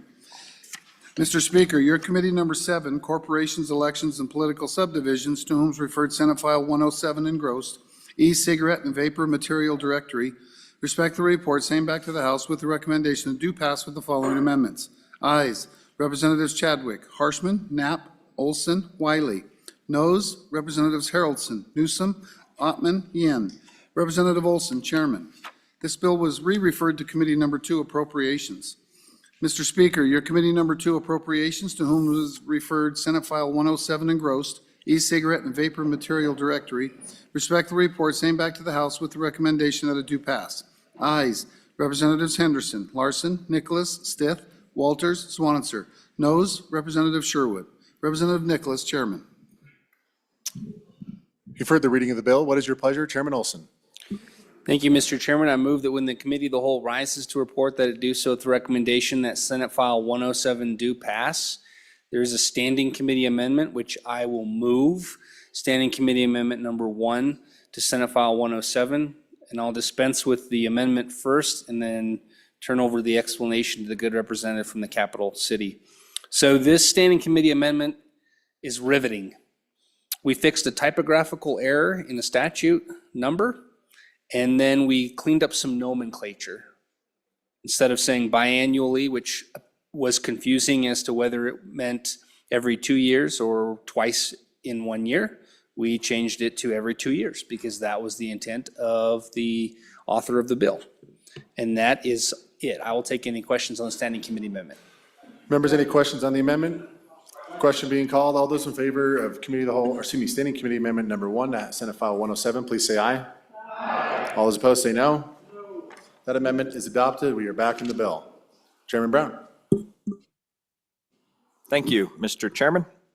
Ladies and gentlemen, the night is upon us, right? So I'll try not to bore you too much. What you have before with you right now is Senate File 107. And what this bill does, in essence, it's a pretty lengthy bill, so I don't want to go into the details of it unless you really want to. This creates a vape directory, right? The department that handles our revenue is going to create that directory, and that directory is going to house all of the different vapes, all of the different materials that are legally able to be had in the United States, right? What they see is going to be listed, and if that is legal, then they can have it sold inside these retail shops. If it's not legal and it's not on there, they can be fined, right? Well, why do we bring this bill? I think that's the biggest question we need to ask ourselves up front. Well, frankly, it's because we have a major infiltration of fake Chinese, and I would call them dangerous products entering into our market. These products are completely unregulated. They have absolutely zero oversight. And this is a situation in which the state of Wyoming, along with probably 4 or 5 other states, can go ahead and start picking up on this and saying, look, we have FDA, the department that handles the federal drugs. They can regulate this. They already do. But the problem is there's lack of understanding and lack of education out there. The department that handles our revenue here in the state, they're going to work on that as well. They're going to work on providing that information out. They're going to be doing these surveys every 2 years, and they're just going to make sure that you're not out of compliance with these, with this list in this directory. So really what this is a consumer protection bill, right? We're protecting those who choose to vape, and we're saying, look, that's okay, we don't care, we just want to make sure that what you are vaping is safe and that it's not something that's illicit, that is being doctored and sent over here from China, right? We don't want those things in our schools with our children, and we don't want them hitting you. So that's the first thing that this bill does. The second thing that this bill does is it provides a mechanism for the Department of Revenue to go out and catch those bad actors. Those bad actors that are going to be out there selling these illegal products are going to be in risk of losing all of their licensure for selling these products. So one thing that's very important to notice on this is we already do something very, very similar with cigarettes. It is almost identical to this process in which we do this with cigarettes. Why do we do that with cigarettes? The exact same reason was occurring when these cigarettes entered the market. We had illicit cigarettes that were being laced with stuff. They were dangerous. We stepped in as a state. Almost all of the other states have stepped in with almost the exact same premise, and we're doing the same thing with vapes here. This is a new technology. This stuff is growing rapidly. We have to protect not only the people that are old enough to do this, but let's be honest, it has to be protecting the students because those are the ones that are getting their hands on this. We had discussions about THC and Delta 8 and those types of things. Those people would be included in this if those are vape products. We just want to make sure that they're taken care of safely and securely. That's what this bill does, Mr. Chairman. It looks like we got a few people waiting here, so I'll wait for the discussion on that. Representative Washut. Thank you, Mr. Chairman. So the emails I'm receiving, probably the same ones you guys are all receiving, are concerned about the regulatory process. Will there be a bunch of paperwork? Does the federal group that manages groceries and medicine have anything to say? Do they deny your permit when you apply? They're very fearful that only the big, super profitable type shops will be able to navigate their bureaucratic environment that will follow passage of this law. And I just need to have some assurance that that's not the case.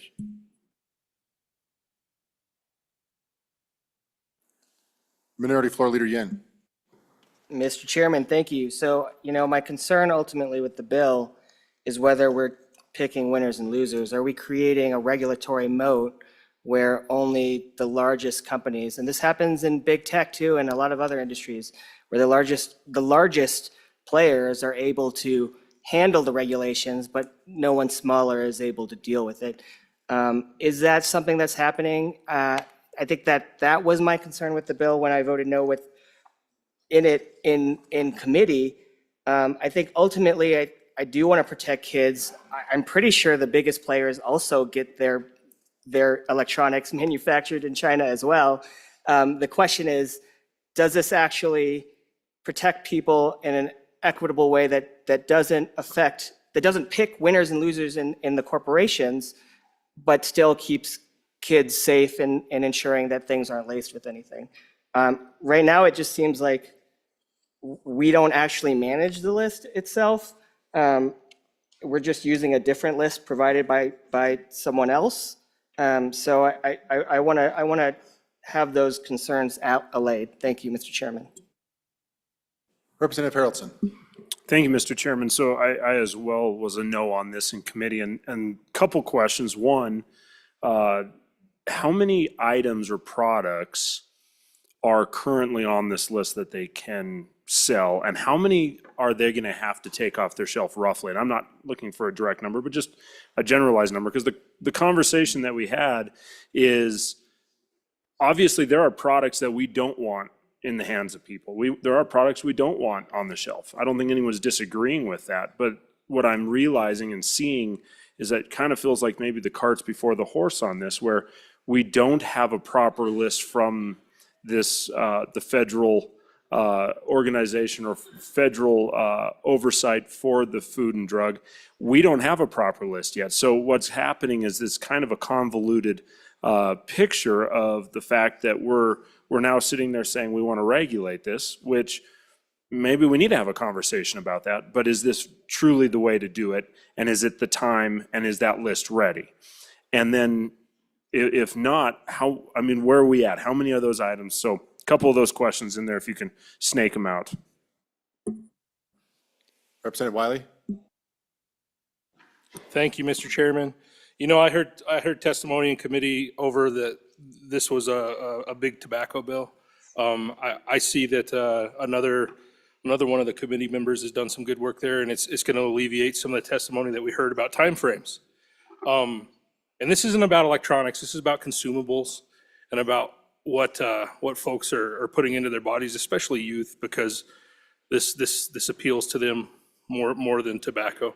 And it does. It's no different than liquor on the shelves or smoking products. It's going to be open for everybody to check and make sure that they're selling something that's not going to be harmful to people. Chairwoman Newsom? Thank you, Mr. Chairman. I move Committee of the Whole Amendment Number 1 to Senate File 107. If you're looking at your bill, what this does is it just delays the implementation. So on page 2, line 6, there's an October date that it moves from 24 to 25, and then throughout the bill, where there are implementation dates, it just moves it 1 year. In the bill, the implementation starts in October of 2024, so that's really quick. So what my amendment does is simply moves that out. So I'd ask for an aye on the amendment and a no on the bill. Any discussion on the amendment? On the amendment? Question being called. All those in favor of Committee of the Whole Amendment Number 1 to Senate File 107, please say aye. Aye. All opposed, say no. Committee of the Whole Amendment Number 1 has been adopted. We are back on the bill. Representative Allemand. Thank you, Mr. Chairman. I have many friends that have quit cigarettes and are now vaping. This vaping may not be great for you, but I'm sure it's probably better than cigarettes. And they're all over the age of 21, and it ought to be their right. We don't ban cigarettes. It's probably a lot more dangerous than what this vaping is. Thank you. Vice Chair Oakley. Thank you, Mr. Chairman. So a couple things that I've heard, for example, what if a business person had a lot of this on their shelf? And I'm not unsympathetic to businessmen, I'm not. But if they have a lot of this on their shelf, that means they have illicit product. And that's what we're trying to get at. So for the last speaker as well, this isn't a don't vape, it's don't have these illicit substances and trying to figure out how to regulate those. And I wanted to say that the reason I think this probably came forward, we have had 3, I don't know, they characterize it as overdose, that's probably not the right word, but a medical event in our high school in a town in my county. And then, so there's discussion, where were these kids getting this substance, and it's the Kratom or something, it's one of the products that are being sold. And they're buying it on Main Street from these shops, and they're having serious physical reactions. We have an unregulated illicit substances being sold in our main streets, and we have to figure out how we're going to deal with that. Any further discussion? Chairman Brown. Thank you, Mr. Chairman. I want to try to answer a couple of those questions that I've heard, and I've got them written all over the place, so they're not going to go in any particular order. So one thing to hear about, one of the questions was how many vapor products do we have on here? Well, I think that's going to be determined upon by the department that handles our revenue, but there's 2 states right now that I can use as a general idea, right? And this is clearly, as the previous speaker was just saying, this isn't an anti-vape deal. What we're trying to do is we're trying to say if you evade the federal process of making sure that you're only buying federally approved products to sell to the consumer market, if you evade that, then you can't be selling those, that you're going to be held liable for that. Right now, we have absolutely nothing on the books that prohibits that, right? We have nothing that protects our consumers without this bill. So in Louisiana, for instance, there's over 300 different products in Louisiana. But then if you go just a couple of states over in Alabama, they've got 1,400 different products. And in some of the testimony that we did have in committee, 90% of those are actually locally produced vape products.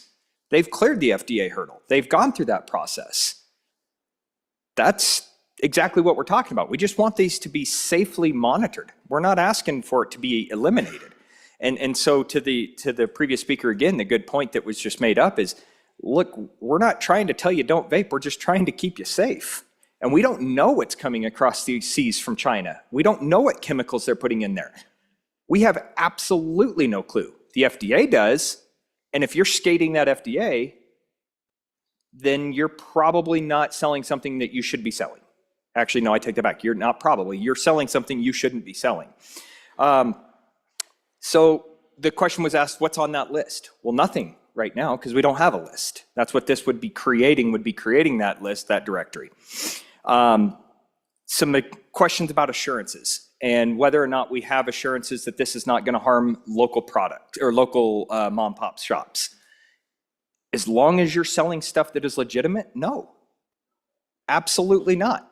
If you're selling stuff that is not legitimate, that is coming overseas and can be sold and looks and acts just like everything else out there, but it hasn't cleared that FDA hurdle, then yeah, it's going to hurt you. We're just saying, let's create the list and let's make sure that we're taking care of our consumers. So, and then who makes the list? Well, the list is going to be developed by the DOR, right? And they're going to do that in consultation through the FDA, all those products that are out there. There's not going to be a case where we're trying to limit what can be sold by, big tobacco companies. If that was the case, I don't think big tobacco companies would be coming in saying, hey, look, we need to do something about this. We've got a problem. They're doing it because they're seeing something that's actually infiltrating everybody, right? And they're dangerous. So again, on and for the bill. I appreciate the amendment. I do think that we have some time to fix some additional work here in the amendment. But with that, Mr. Chairman, I see that you're talking, but I will go ahead and stand for any more questions. Any further discussion? Representative Hornock. Thank you, Mr. Chairman. This is kind of interesting because now we're supposed to trust big tobacco, that they're doing the right thing, right? Remember, there's a buzzword that keeps being thrown around, and that's manufactured in China. Think of the big box stores you go into, and how many of those products do you look at where it was manufactured and you find that it's not manufactured in China? The reason why those things are manufactured in China is because, and then sold over here in the US, is because they can sell it for cheaper. So keep that in mind. What fireworks stand do you go into where things are manufactured in the good old US of A? But we don't regulate that as much, and that's dangerous. So I find it funny with this bill that we are trying to regulate a harmful product so that we can still sell a harmful product. This bill really doesn't make much sense. Thank you. Chairman Brown. I'll make this quick. I'll just refute, in my opinion, what was just said there. If you want to bring a bill to ban vaping, bring a bill to ban vaping. What we're trying to do is make it a little bit safer. That's what this particular bill does, is it's trying to make it somewhat safer. I'm still not going to go vape. We're just trying to protect the people that are out there that are vaping, that we have an FDA cleared hurdle with the products that are known since 2020. These products, they have chemicals in them. We know what they're doing, and the FDA is going to regulate them. We know what those are, and those are what we're trying to make sure that are on the shelves, not stuff that we don't know what's in it. Chairwoman Newsom. Thank you, Mr. Chairman. I think part of the problem is the administration that takes care of food and drugs nationally has a backup. They're not able to approve these products in a timely manner at this point. There are several lawsuits pending within circuit courts around the country against that federal agency that, that states that they're not keeping up with the demand to approve these products. So I think that, I think this is, although it may be a good way to go in the future, I don't think it's a good way to go right now. So against the bill. Representative Yun. Thank you, Mr. Chairman. On page 10 and 11, we have the definition of pre-market tobacco product, and for some reason, it exempts tobacco products that were not marketed, that were marketed before February 15th, 2007. Can I just get an explanation of what that February 15th, 2007 date is? Were there products that are not on the list, that aren't on the qualifying list right now, that this is exempting to let them still be sold?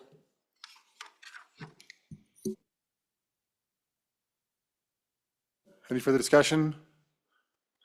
Chairman Brown, bring us home. Thank you, Mr. Chairman. So I don't have the exact answer, and I will try to look for that, especially if we continue some discussion on this. To the good chairman of Wildlife, you know, it's a valid point that there are, it's government, right? They're slow. So I understand that. But the good news is that if they're under review by the FDA, those products can be sold, right? We're not saying that if it's not there, but as long as it's underneath the review phase, then it can be sold. It's through that review phase that if something happens, something changes, and they say, nope, we deem this to be unhealthy, or we deem this to be dangerous beyond the typical process, then we yank it off the shelves, and that information is sent out to the retailers and the wholesalers. So to the question directly about what that definition is, I know I have it. I just need to find out exactly where it's at in my notes. But I think I saw at least one more person wanting to speak on this. So if you give me a few more seconds here, if there is any more discussion, Mr. Chairman, I'll find that. And if not, I'll meet with the minority floor later offline. Any further discussion? Representative Provenza. Thank you, Mr. Chairman. I was just wondering if there was any discussion about subparagraph J, page 6, lines 14 through 16. A second or subsequent violation of this section shall constitute an unfair and deceptive trade practice. I'm just wondering if, given potentially the major change for some of our businesses, what that ends up looking like if maybe they accidentally violate this a second time just based on the list of products. Thank you. Any further discussion? Chairman Brown. Well, thank you, Mr. Chairman. Good question, and I think that's a fair question. The good news is the first thing that always occurs with any regulatory agency is education, right? So they do these spot checks every 2 years, and when somebody walks in and they say, hey, look, we see something on your door or on your slat wall here, and it shouldn't be here. That's the first notification. Then they come back and they verify a couple months later, is this off your shelf? And if it's not off the shelf, then they issue the fine. And then if they come back again and they notice it again, it's actually the third time, right? So we've actually given them 3 strikes and you're out. It's that understanding that we've given you the notification that you have an illicit product on your shelf, take it off. Then if you choose not to take it off and you continue to sell it, then you've got the problem. That's the unfair trade practice that we're trying to stop here. And really what we're trying to do is just stop the bad actors from selling bad stuff. That's literally what it boils down to. So, on in favor. Any further discussion? Question being called. All those in favor of Chairman Olson's motion that when the committee of the whole rise to report, do so with the motion that Senate File 107 do pass. All those in favor say aye. Aye. All those opposed say no. No. The last one has to be a hard one. Chairs in doubt, please stand. All those in favor, please stand.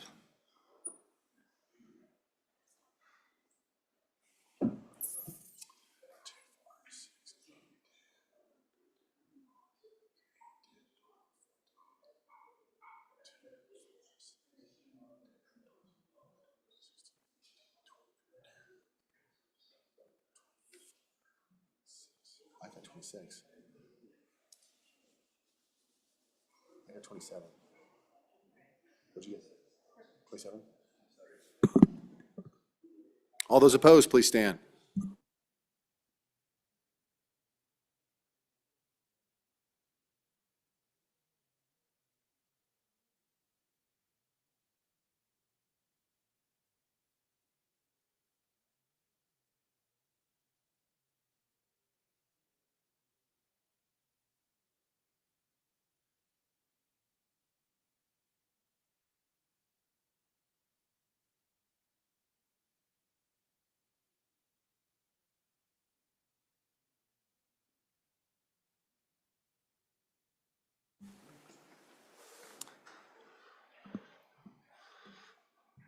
That bill fails on a 28 to 27 vote, and pursuant to House Rule 6-6B, having failed, a voice vote having failed, a division vote, a roll call vote is required. Chief Clerk, please call the roll.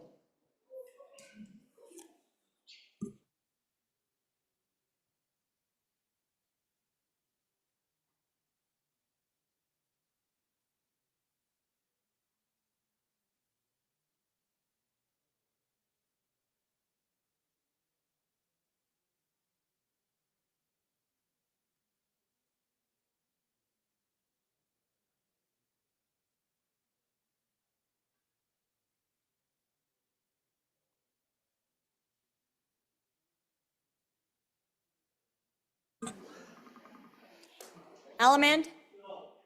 Allred? Andrew? Angelos? Banks? Bear? Berger? Brown? Burkhart? Byron? Chadwick? Chestick? Clauston? Conrad? Crago? Davis? Eklund? Haroldson? Harshman? Heiner? Henderson? Henderson?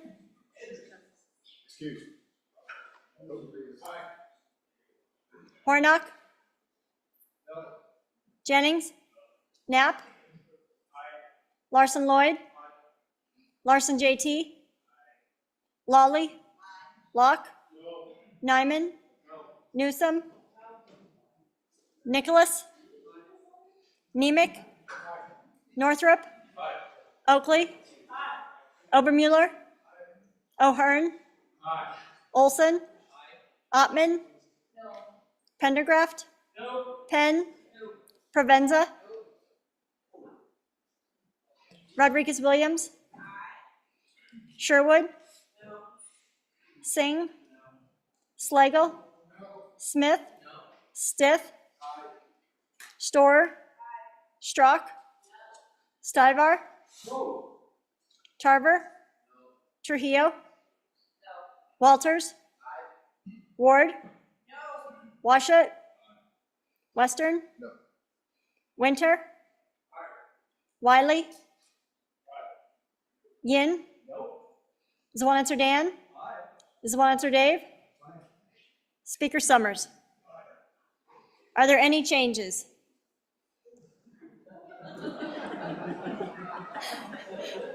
Are there any changes? Closing vote. Vote closed. 35 aye, 27 no. In a twist of events, Senate File 107 has passed the Committee of the Whole. Mr. Majority Floor Leader. Mr. Chairman, I move the Committee of the Whole rise and report. You've heard the motion. All those in favor, say aye. All those opposed, say no. That motion carries. Not today. The reading clerk will read the Committee of the Whole report. Mr. Speaker, your Committee of the Whole, having had under consideration bills on general file, begs leave to report as follows. Senate File 41, due pass amended. Senate File 75, due pass amended. Senate File 54, due pass amended. Senate File 69, due pass. Senate File 89, due pass. Senate File 13, due pass. Senate File 132, due pass amended. Senate File 86, due pass amended. Senate File 118, due pass amended. Senate File 100, due pass. Senate File 107, due pass amended. Representative Brown, Chairman. You've heard the reading of the Committee of the Whole report. What is your motion, Chairman Brown? I move the Committee of the Whole report for adoption. You've heard the motion. All those in favor, say aye. All those opposed, say no. Motion carries. Chairman Brown.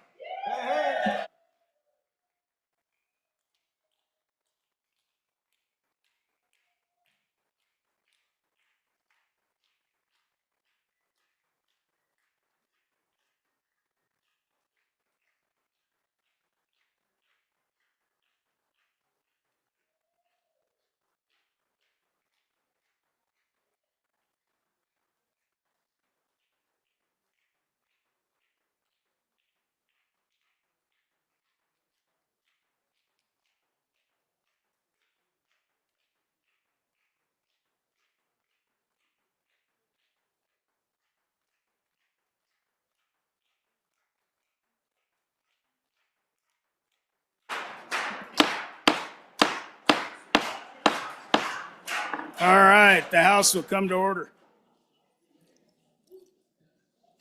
All right, we have a concurrence.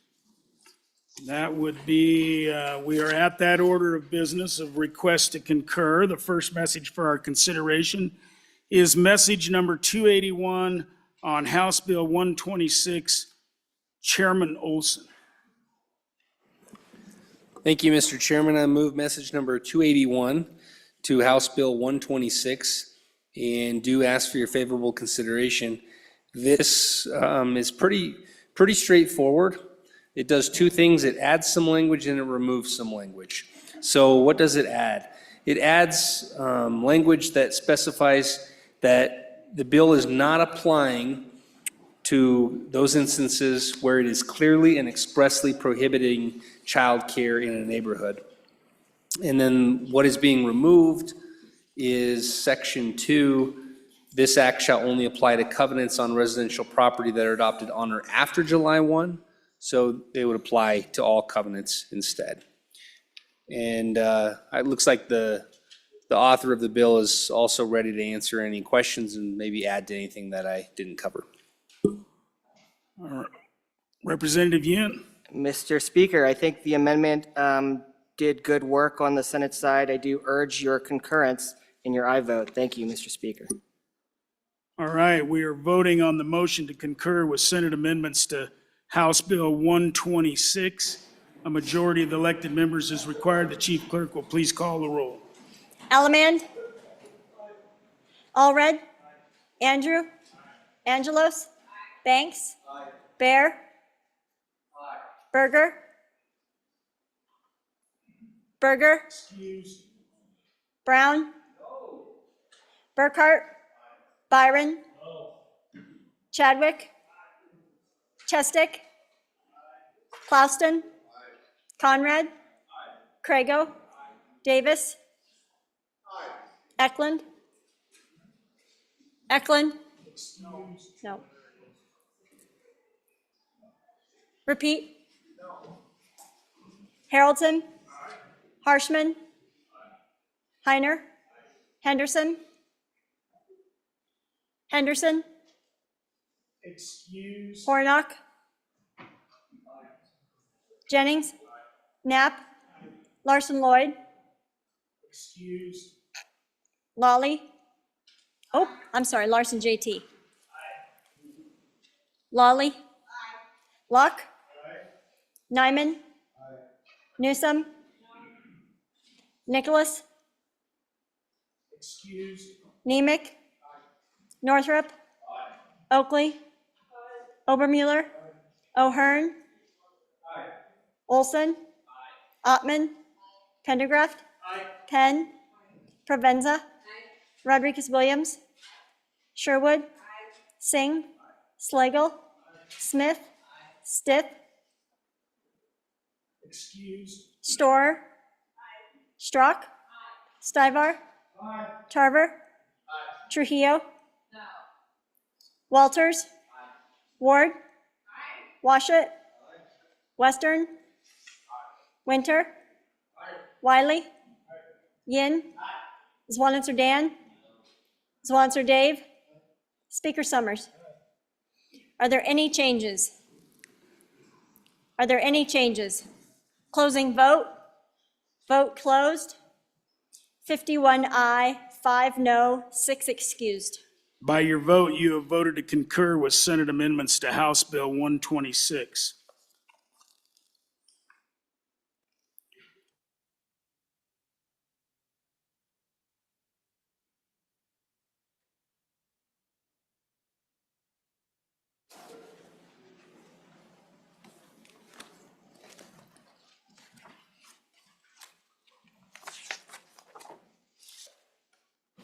We're at that order of business of signing enrolled acts. The first enrolled act for our consideration is Senate Enrolled Act number 29, being original Senate File 20. The reading clerk will read the enrolled act. Senate Enrolled Act 29, being original Senate File 20, an act relating to public utilities, specifying that costs of interstate electric public utilities that do not benefit Wyoming ratepayers shall be excluded from costs apportioned to Wyoming, and providing for an effective date, being enacted by the legislature of the state of Wyoming. I am about to sign Senate Enrolled Act number 29, being original Senate File 20. I have so signed.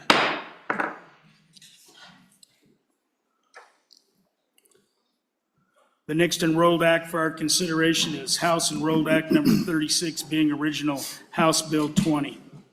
House Enrolled Act 36, being original House Bill 20, an act relating to school finance, requiring reporting and data collection to study the regional cost adjustments utilized in the Education Resource Block Grant model during recalibration, and providing for an effective date, being enacted by the legislature of the state of Wyoming. I am about to sign House Enrolled Act number 36, being original House Bill 20. I have so signed. The next enrolled act for our consideration is House Enrolled Act number 37, being original House Bill 148. House Enrolled Act 37, being original House Bill 148, an act relating to public health and safety, requiring the licensure of surgical abortion facilities as specified, requiring licensed physicians to perform chemical and surgical abortions after an ultrasound, providing criminal penalties for violations, specifying civil liabilities for damages resulting from abortions, providing definitions, making conforming amendments, specifying applicability, requiring rulemaking, and providing for an effective date, being enacted by the legislature of the state of Wyoming. I am about to sign House Enrolled Act number 37, being original House Bill 148. I have so signed. Congratulations, Representative Lawley. The next,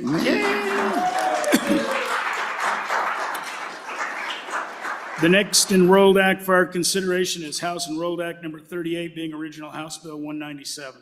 House Enrolled Act number 38, being original House Bill 197, an act relating to sales tax, revising provisions related to the administration of the sales tax, clarifying a definition, clarifying the imposition of the tax, amending exemptions, revising reporting requirements, clarifying licensing and compliance provisions, repealing obsolete and other provisions, and providing for an effective date, being enacted by the legislature of the state of Wyoming.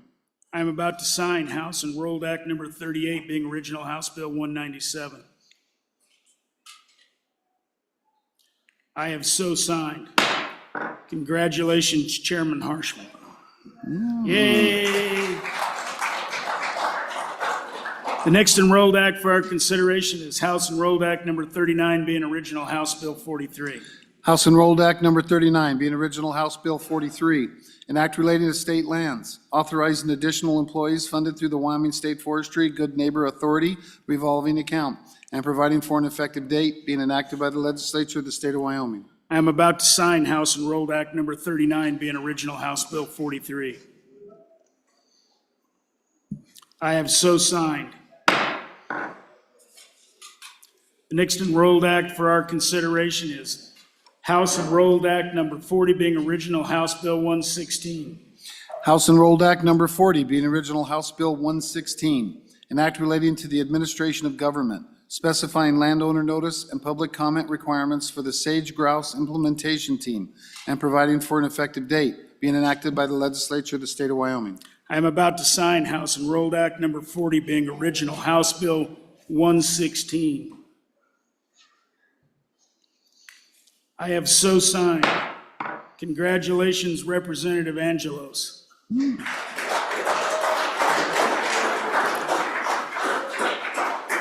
next enrolled act for our consideration is House Enrolled Act Number 41, being original House Bill 83. House Enrolled Act Number 41, being original House Bill 83, an act relating to public employee retirement, requiring the calculation and collection of employee and employer contributions for the public employee retirement plan to be based on an actuarially determined contribution rate, specifying procedures for the calculation of rates, requiring reports, removing obsolete language, making conforming amendments, and providing for an effective dates, be enacted by the legislature of the state of Wyoming. I'm about to sign House Enrolled Act Number 41, being original House Bill 83. I have so signed.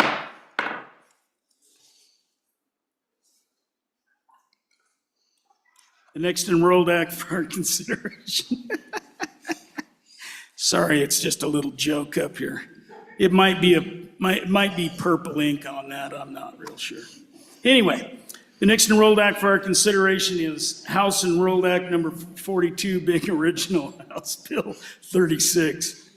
House Enrolled Act Number 42, being original House Bill 36, an act relating to protection of constitutional rights, providing a declaration of authority and policy, prohibiting the enforcement of federal rules or regulations regarding federal land management as specified, providing an exception and providing for an effective date, being enacted by the legislature of the state of Wyoming. I am about to sign House Enrolled Act Number 42, being original House Bill 36. I have so signed. See, there was apparently last session, there was a couple of bills that got signed with the wrong color ink. It was not tracked back to me. But anyway, that's the little jokes in life that are the best, right? So just a little fun. Mr. Majority Floor Leader. Mr. Speaker, I move that the House stand adjourned until 10 a.m. Tuesday, Wednesday. Yes, Wednesday, the 6th of March, 2024. You have heard the motion. Really, do we have committee announcements? Oh, geez. Okay, somebody come up here. I got to take off and go do the other job. So, Yen, you're in charge.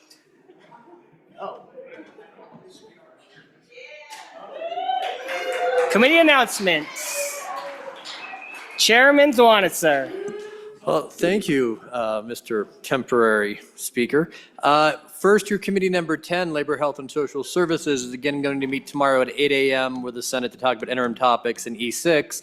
I've also been asked to tell you that appropriation, this is my first time, your committee number 2, Appropriations, is going to meet Thursday, March 7th at 9 a.m. in E301 to discuss interim topics with the Senate. Again, Appropriations, 9 o'clock Thursday.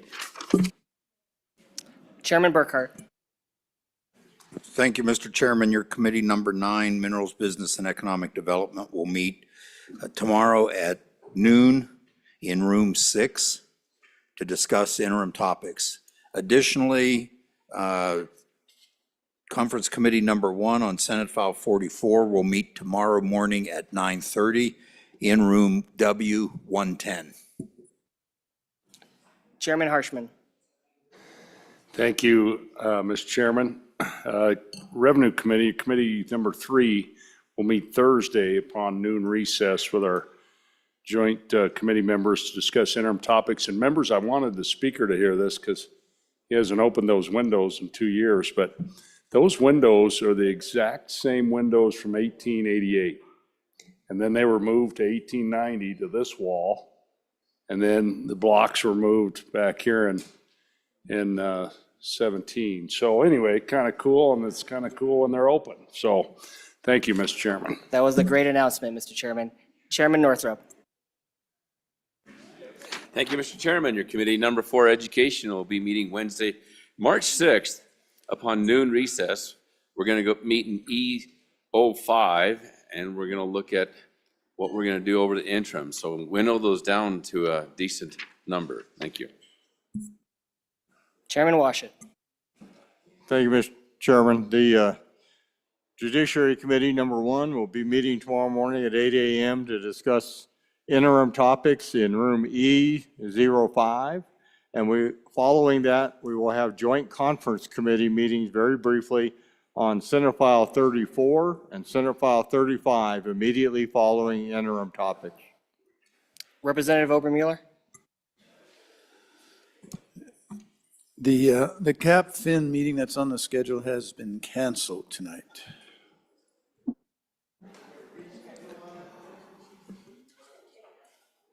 Chairman Brown? Thank you, Minority Floor Leader. Your Select Committee on School Facilities, I mentioned earlier today in my first announcement that they are meeting tomorrow. That is incorrect. We will be meeting Thursday at 8 a.m. in E005. And then your Joint Transportation, Highways, and Military Affairs will be meeting on the noon recess. And we are going to be in W006 for that one on Thursday. Chief Clerk, do we have that, are we on the motion to adjourn? So you've heard, oh, Chairman Zwanitzer. Nope. You've heard the motion. I believe Chairman Zwanitzer has an interim topic meeting. Did you announce that already? Mr. Chairman, not only did I announce my interim topic That's what I meeting thought. for labor on Wednesday, but appropriations on Thursday. I did hear those two announcements, and I really appreciate you repeating it. You've all heard the motion. All those in favor, say aye. All those opposed? We are adjourned. Thank you, members.